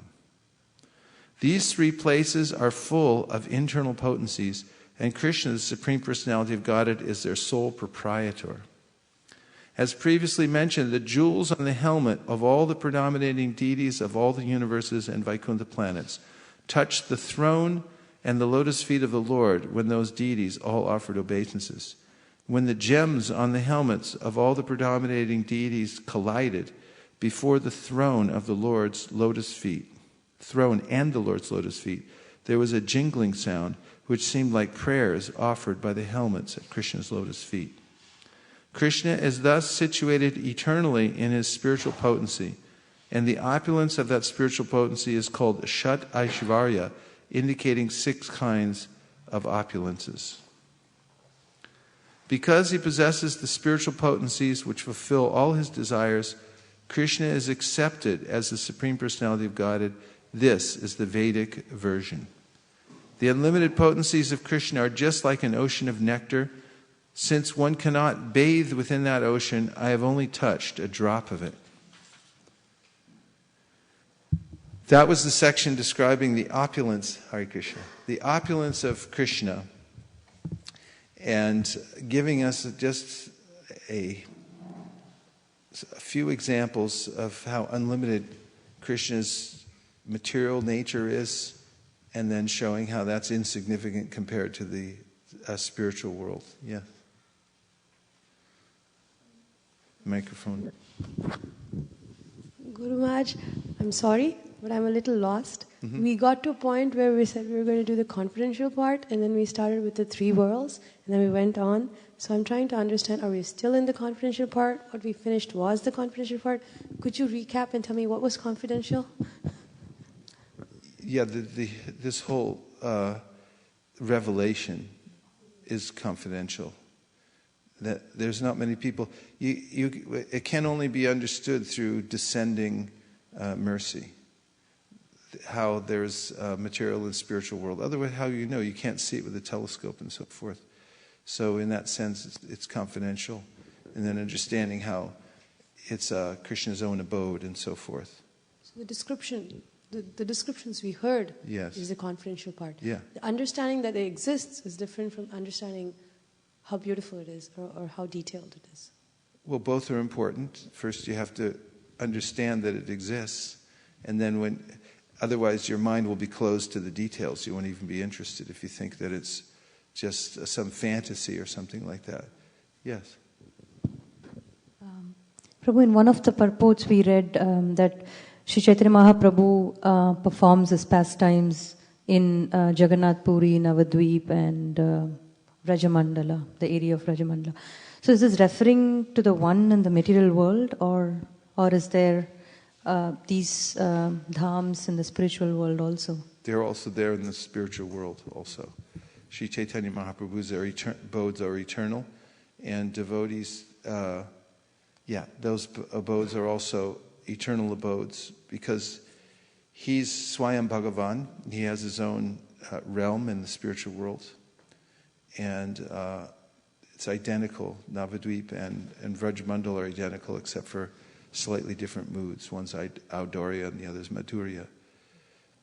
And one can, those who are devotees of Sri Caitanya Mahaprabhu can practically live in both dhams at the same time. Yes.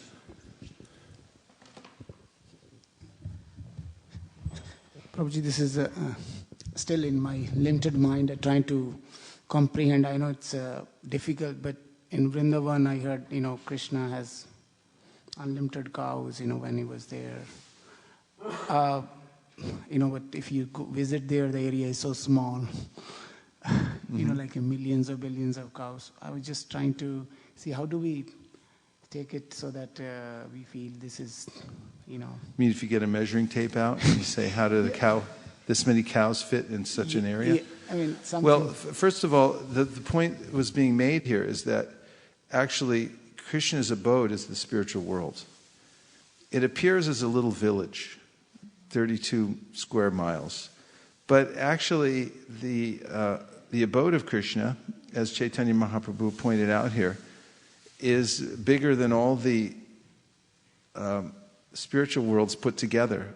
That is, all the Vishnu lokas, which are unlimited in size. You can't measure them. They gave the measurements, but those were just to give us an idea that you can't comprehend how large they are. All of those are subsumed within the area of Goloka. So it's a village. It's a small village. And it's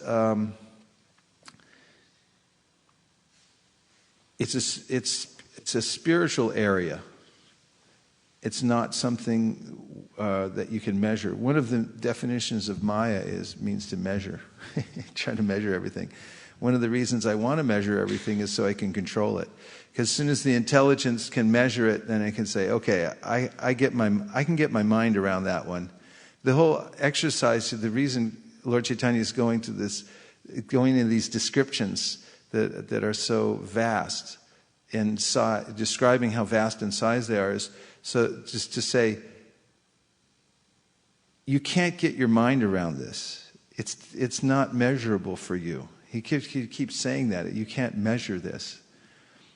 So it's not a physical area like this room where there's a certain number of things you can fit in this room, and then we have to get a storage locker outside or something like that. But the spiritual world is it can accommodate unlimited. It can accommodate. It's unlimitedly accommodating. I mean, in a sense, it has to do with the energy is completely different from the material world. It's subtle, like it.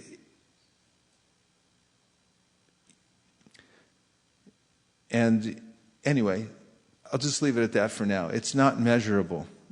It's not a measurable space like in the material world. And it's expansive unlimitedly, and it can accommodate everybody and everything, and does. Okay, so I just want to go, in the time we have left, which is very little, is to go into the sweetness of Krishna, because that's the next section. First was the opulence, and then the sweetness as advertised. And this will give... This next section gives very vivid descriptions of Krishna's qualities, pastimes, his personal features, and so forth. So just listen. When Sri Caitanya Mahaprabhu was describing the opulences and spiritual potencies of Krishna in this way, there was an awakening of love of Krishna within him. His mind became immersed in the sweetness of conjugal love, and he quoted the following verse from Srimad Bhagavatam. To exhibit the strength of his own spiritual potency, Lord Krishna manifested a form just suitable for his pastimes in the material world. This form was wonderful even for him, and was the supreme abode of the wealth of good fortune. Its limbs were so beautiful that they increased the beauty of the ornaments worn on different parts of his body. This verse is from the Bhagavatam 3:2-12. It is stated in a conversation between Vidura and Uddhava. Uddhava thus begins his description of the pastimes of Sri Krishna in his form exhibited by Yogamaya. Text 101. Lord Krishna has many pastimes, of which his pastimes as a human being are the best. His form as a human being is the supreme transcendental form. In this form, he is a cowherd boy. He carries a flute in his hand, and his youth is new. He is an expert dancer. All this is just suitable for his pastimes as a human being. My dear Sanatan, the sweet, attractive, transcendental form of Krishna is so nice. Just try to understand it. Even a fractional understanding of Krishna's beauty can emerge all three worlds in the ocean of love. He attracts all living entities within the three worlds. The transcendental form of Krishna is shown to the world by Lord Krishna's internal spiritual energy, which is a transformation of pure goodness. This jewel-like form is the most confidential treasure of the devotees. This form is manifested from Krishna's eternal pastimes. This wonderful form of Krishna in his personal feature is so great that it attracts even Krishna to taste his own association. Indeed, Krishna becomes very eager to taste it. Total beauty, knowledge, wealth, strength, fame, and renunciation are the 6 opulences of Krishna. He is eternally situated in his opulences. Purport: Krishna has many pastimes, of which his pastimes in Goloka Vrindavan, the Gokula Lila, are supreme. He also has pastimes in the Vaikunthas, the spiritual world, as Vasudeva, Sankarsana, Pradyumna, and Aniruddha. In his pastimes in the spiritual world, he lies down in the Kajaloshana as Karnadakshay Vishnu. Pastimes in the spiritual sky, rather. Karnadakshay Vishnu, the Purusha avatar. His incarnations as a fish, tortoise, and so on, called his causal incarnations. His incarnations, he incarnates in the modes of nature as Lord Brahma, Shiva, and Vishnu. He also incarnates as empowered living entities like Prithu and Vyas. The Supersoul is his localized incarnation, and his all-pervasive aspect is the impersonal Brahman.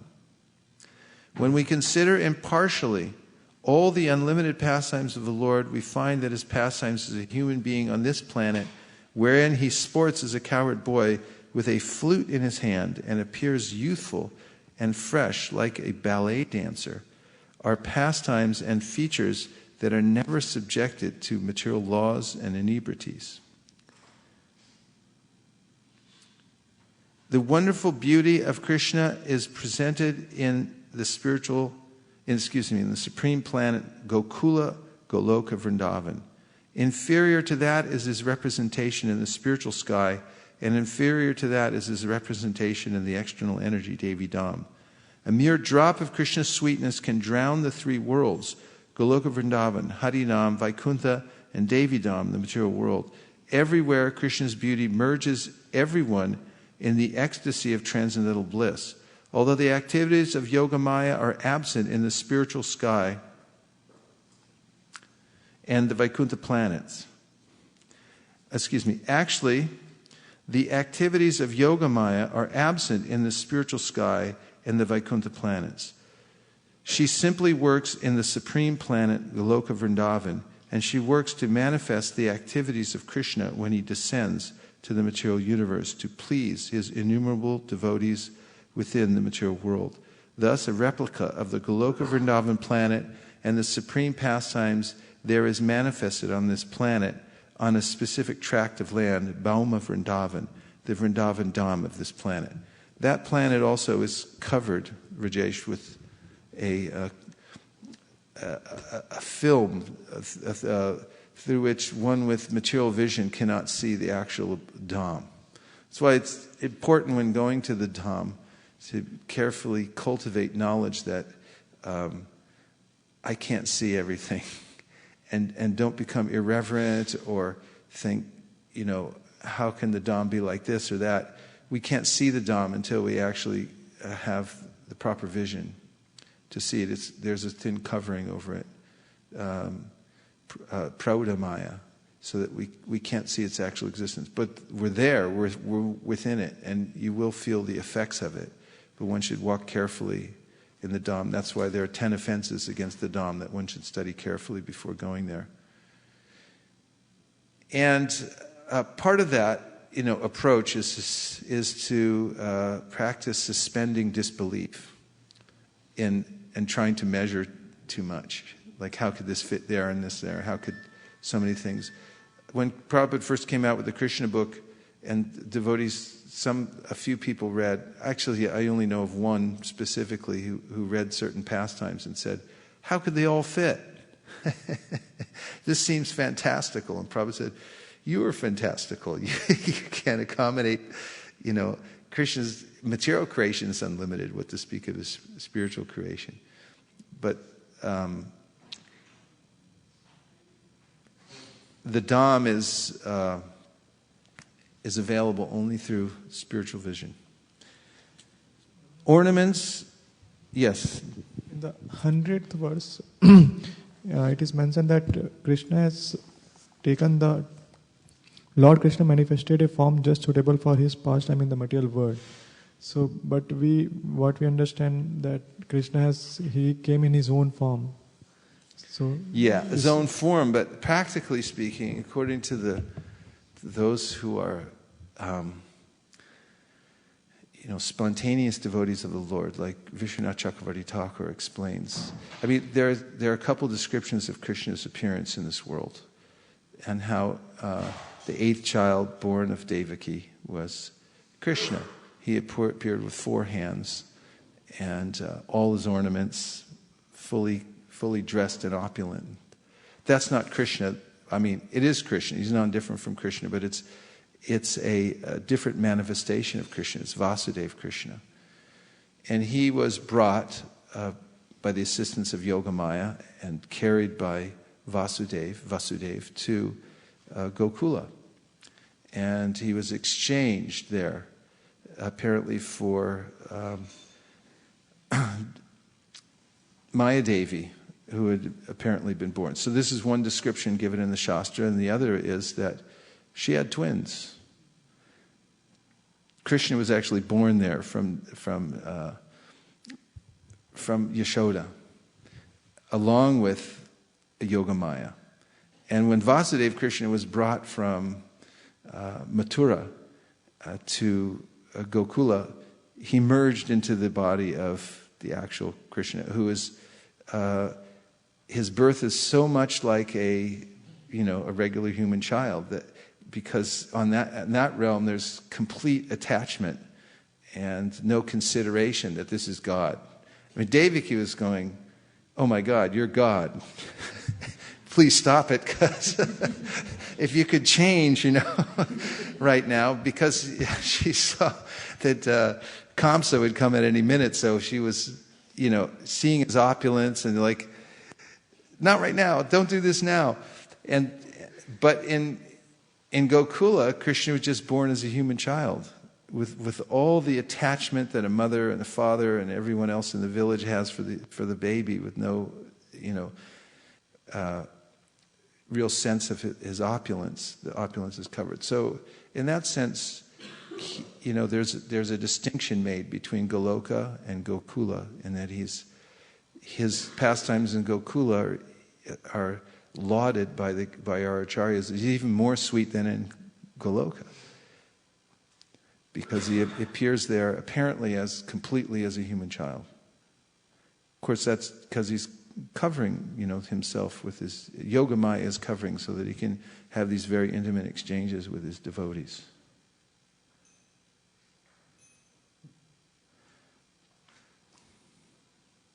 Okay?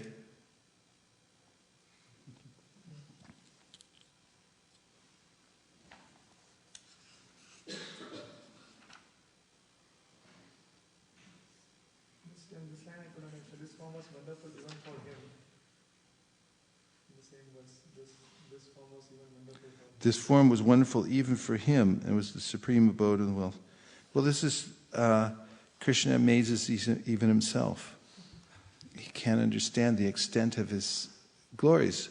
That's why he comes as Lord Caitanya. He sees, Krishna's newer and newer and always amazing everyone, even himself, because He's ever fresh. He's one of the predominant experiences of the devotees is wonderment, because at every moment Krishna is becoming more beautiful and more qualities and so forth. And as explained here, he's amazed even by his own self. And who can taste those qualities? The devotees can taste those qualities and try to get a different perspective, to try to taste more of that opulence and sweetness of Krishna. So he takes the perspective of one of his devotees and comes as Lord Caitanya Mahaprabhu. That's the nature of the devotee, or the prerogative of the devotee is to unlimitedly taste Krishna. So it's there within Krishna also, trying to taste himself. May I have permission to read for 5 more minutes? Because I want to get to some of the poetry of Kaviraj Goswami, which is just coming up. May I? Yes. Yeah, like I'm sure you're going to say no, right? Okay, 106. The beauty of Krishna's body is so attractive that it attracts not only the demigods and other living entities within this material world, but the personalities of the spiritual sky as well, including the Narayans, who are expansions of Krishna's personality. The minds of the Narayans are thus attracted by the beauty of Krishna's body. In addition, the goddesses of fortune, Lakshmis, who are the wives of the Narayans, are the women described in the Vedas as most chaste and also attracted by the wonderful beauty of Krishna.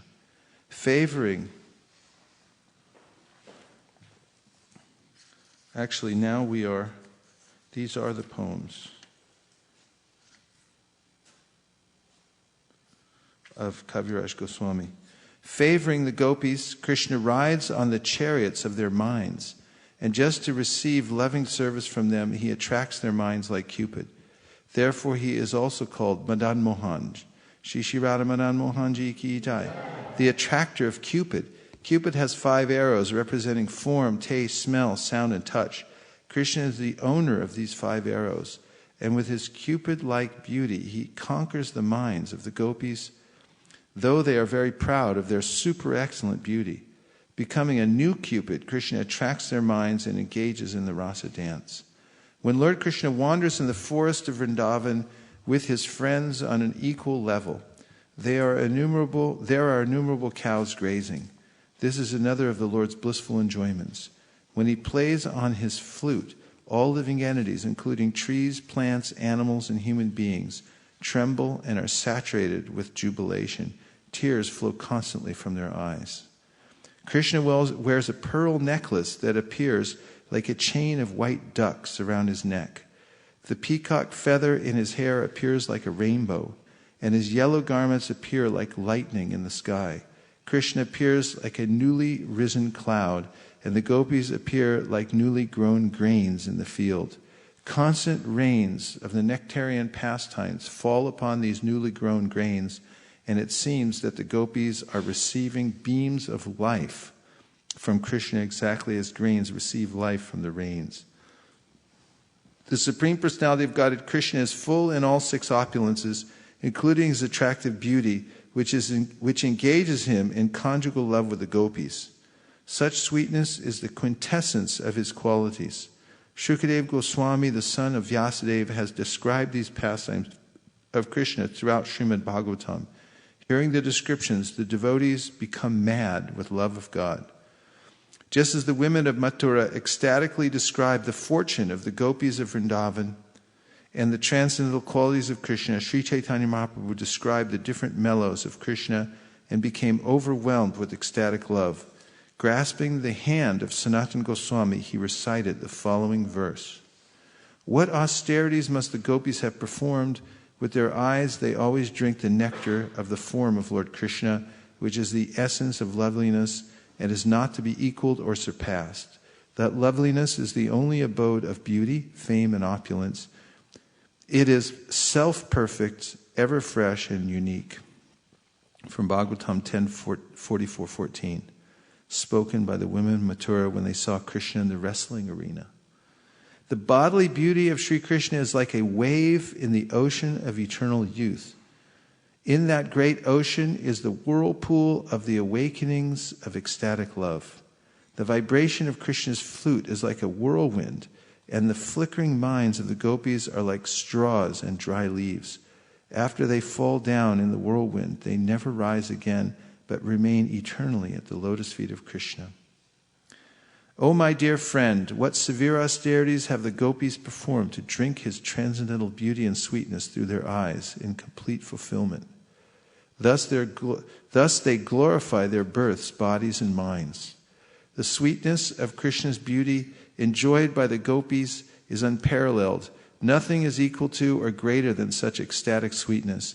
Even the predominating deities of the Vaikuntha planets, the Narayans, do not possess such sweetness. Indeed, none of the incarnations of Krishna up to Narayan possess such transcendental beauty.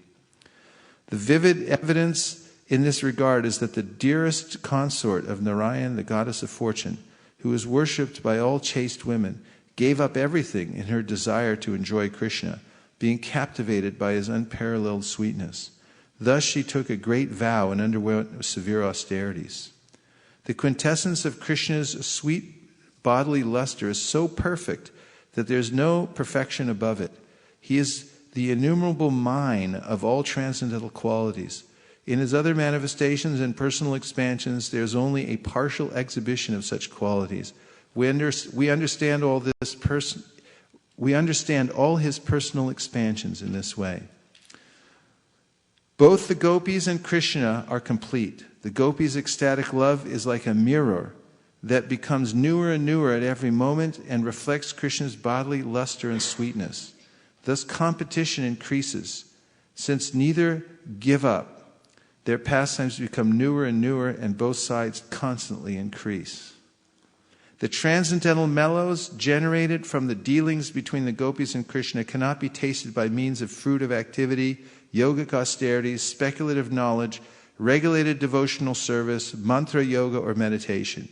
This sweetness can be tasted only through the spontaneous love of liberated persons who chant the holy name with great ecstatic love. Such ecstatic transactions between Krishna and the gopis are possible only in Vrindavan, which is full of the opulences of transcendental love. The form of Krishna is the original source of all transcendental qualities. It is like a mine of gems. The opulences belonging to the personal expanses of Krishna are to be understood to be bestowed by Krishna. Therefore, Krishna is the original source and shelter of everyone. Beauty, humility, mercy, merit, patience, and expert intelligence are all manifested in Krishna. Besides these, Krishna has other qualities like good behavior, mildness, and magnanimity. He also performs welfare activities for the whole world. All these qualities are not visible in expansions like Narayan. Purport: Srila Bhakti Vinod Thakur mentions that the qualities of beauty, humility, mercy, merit, patience, and expert intelligence are brilliant qualities, and when they are exhibited in the person of Narayan, one should know that they are bestowed upon Narayan by Krishna. Good behavior, mildness, and magnanimity are found only in Krishna.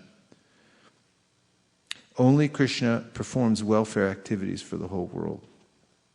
122. After seeing Krishna, various people criticize the blinking of their eyes. In Vrindavan especially, all the gopis criticize Lord Brahma because of this defect in the eyes. Then Sri Caitanya Mahaprabhu recited some verses from Srimad Bhagavatam and explained them vividly, thus enjoying the taste of transcendental sweetness with great happiness. All men and women were accustomed to enjoying the beauty of the shining face of Lord Krishna, as well as his shark-shaped earrings swinging on his ears. His beautiful features, his cheeks, and his playful smiles all combined to form a constant festival for the eyes, and the blinking of the eyes became obstacles that impeded one from seeing that beauty. For this reason, men and women became very angry at the Creator, Lord Brahma. O Krishna, when you go to the forest during the day and we do not see your sweet face, which is surrounded by beautiful curly hair, half a second becomes as long as an entire age for us, and we consider the Creator who has put eyelids on the eyes we use for seeing you to be simply a fool. Krishna, the Supreme Personality of Godhead, is identical with the Vedic hymn known as Kama Gayatri, which is composed of 24.5 syllables. Those syllables are compared to moons that arise in Krishna. Thus, all three worlds are filled with desire. The face of Krishna is the king of all moons, and the body of Krishna is the throne. Thus, the king governs a society of moons.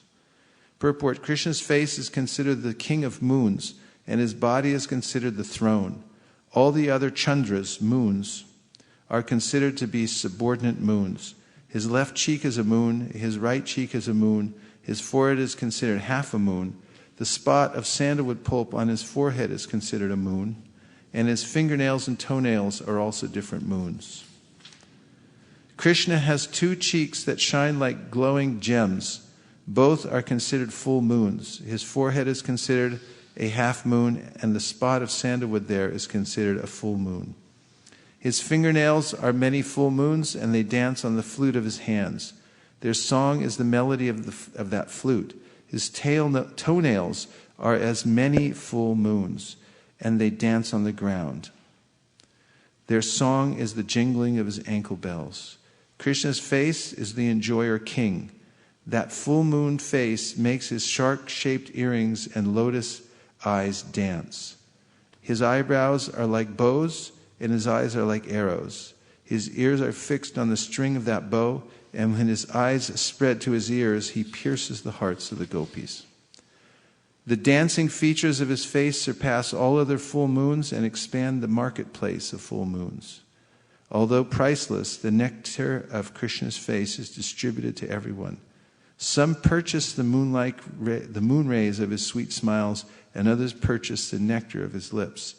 Thus he pleases everyone. Krishna has 2 reddish, widely spread eyes. These are ministers of the king, and they subdue the pride of Cupid, who also has beautiful eyes. The face of Govinda, which is full of happiness, is the home of the pastimes of beauty. It is very pleasing to everyone's eyes. If by devotional service one gets the results of pious activities and sees Lord Krishna's face, what can he relish with only 2 eyes? His greed and thirst increase threefold by seeing the nectarian face of Krishna. Due to his inability to sufficiently drink that nectar, he becomes very unhappy and criticizes the Creator for not having given more than 2 eyes.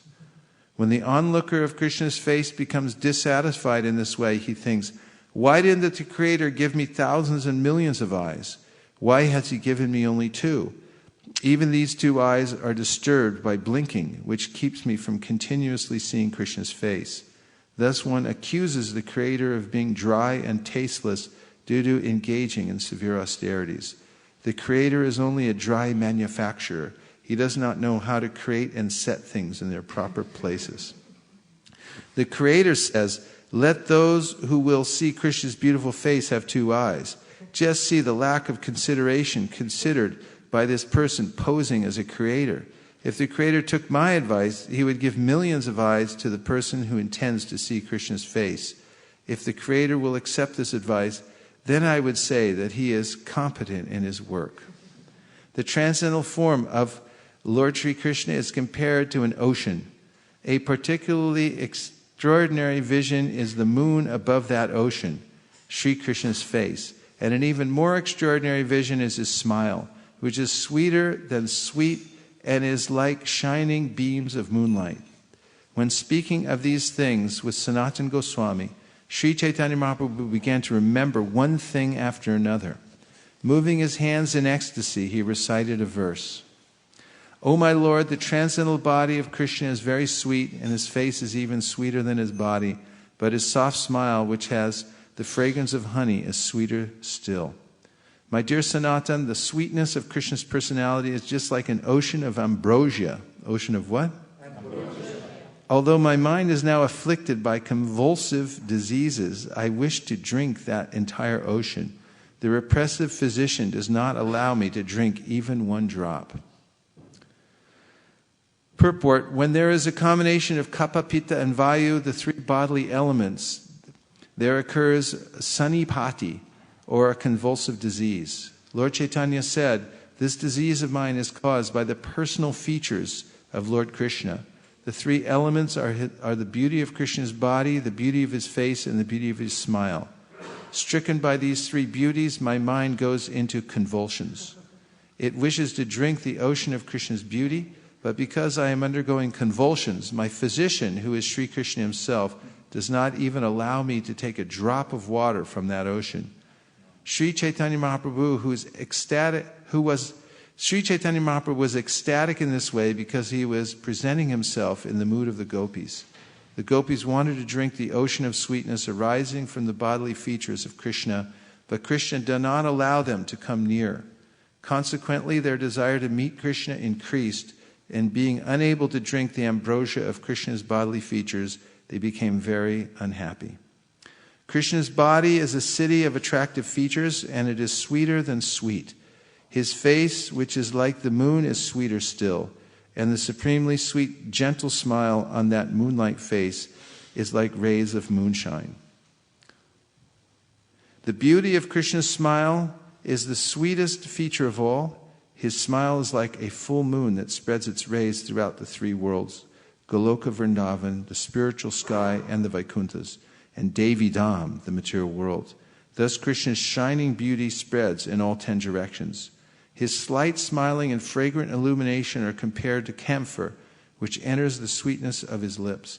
That sweetness is transformed and enters into space as vibrations from the holes of his flute. The sound of Krishna's flute spreads in the 4 directions. Even though Krishna vibrates his flute within this universe, its sound pierces the universal covering and goes to the spiritual sky. Thus the vibration enters the ears of all inhabitants. It especially enters Goloka Vrindavan Dham and attracts the minds of the young damsels of Rajabhumi, bringing them forcibly to where Krishna is present. The vibration of Krishna's flute is very aggressive, and it breaks the vows of all chaste women. Indeed, its vibration takes them forcibly from the laps of their husbands. The vibration of his flute attracts even the goddesses of fortune and the Vaikuntha planets, to say nothing of the poor damsels of Vrindavan. The vibration of his flute slackens the knots of their underwear even in front of their husbands. Thus the gopis are forced to abandon their household duties and come before Krishna. In this way, all social etiquette, shame, and fear are vanquished. The vibration of his flute causes all women to dance. The vibration of his flute is just like a bird that creates a nest within the ears of the gopis and always remains prominent there, not allowing any other sound to enter their ears.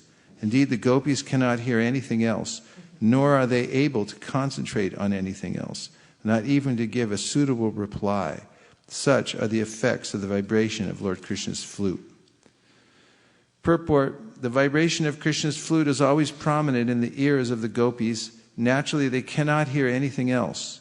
Constant remembrance of the holy sound of Krishna's flute keeps them enlightened and enlivened, and they do not allow any other sound to enter their ears. Since their attention is fixed on Krishna's flute, they cannot divert their minds to any other subject. In other words, a devotee who has heard the sound of Krishna's flute forgets to talk or hear of any other subject. This vibration of Krishna's flute is represented by the Hare Krishna Mahamantra. A serious devotee of the Lord who chants and hears the transcendental vibration becomes so accustomed to it that he cannot divert his attention to any other subject matter not related to Krishna's blissful characteristics and paraphernalia. That purport was worth the price of admission today. Resuming his external consciousness, Sri Chaitanya Mahaprabhu told Sanatana Goswami, "I have not spoken of what I intended. Lord Krishna is very merciful to you because by bewildering my mind, he has revealed his personal opulence and sweetness. He has caused you to hear all these things from me for your understanding." Purport: Sri Chaitanya Mahaprabhu admitted that he was speaking like a madman, which he should not have done for the understanding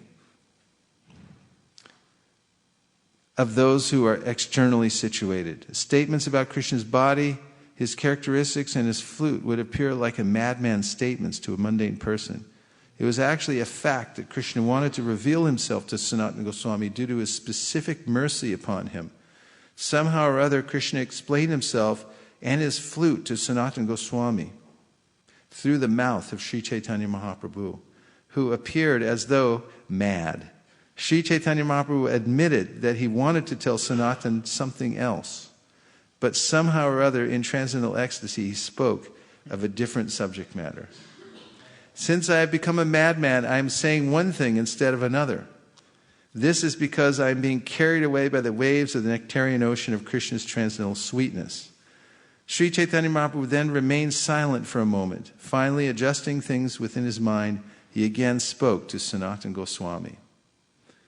If anyone gets an opportunity to hear about the sweetness of Krishna in this chapter of Sri Chaitanya Charitamrita, he will certainly be eligible to float in the transcendentally blissful ocean of love of God. Praying at the lotus feet of Sri Rupa and Sri Raghunath, always desiring their mercy, I, Krishna Das, narrate Sri Chaitanya Charitamrita, following in their footsteps. That was about 5 minutes. Anyway, we completed that whole chapter, and it's important for the times we get together, which is, they're regular, but, it's not every day. It's important to get as much in as possible, because all the time it takes you to come all the way over here, sit down, prepare the whole thing, this whole building, we put together just for this purpose. It's an arena of sacrifice. So we try to chunk together as much as possible in one hearing. And hearing a complete chapter like that, like we've all done this morning, will help us move forward on the spiritual path in a significant way, even though it may not be fully apparent in an immediate sense. It has a medicinal effect. And over time, taking these large doses will also turn one into a strict practitioner, and then eventually a madman like Lord Chaitanya Mahaprabhu. It's inevitable because the potency is there. Om Tat Sat. Shri Sanatana Goswami ki jai, Shri Chaitanya Mahaprabhu ki jai, Sankirtan Yagya ki jai. And how about that chanting of the holy name is the hearing the Krishna? Doesn't that make you want to go home and sit down and chant like you've never chanted before? And anyway, what can be said? Prabhupada brought us this immortal nectar. And welcome back to Damodar Prabhu and Vasudev. Good to see you. Hare Krishna. Gaur Premanande Haribo. End of Vishaka Leela. Hare Krishna. Sundarananda came back 2 nights ago. And welcome to everybody. And thank you everyone for joining us online today. It was a pleasure. Now we're going to go on to have Vyasa Puja. Gaur Premanande Haribo.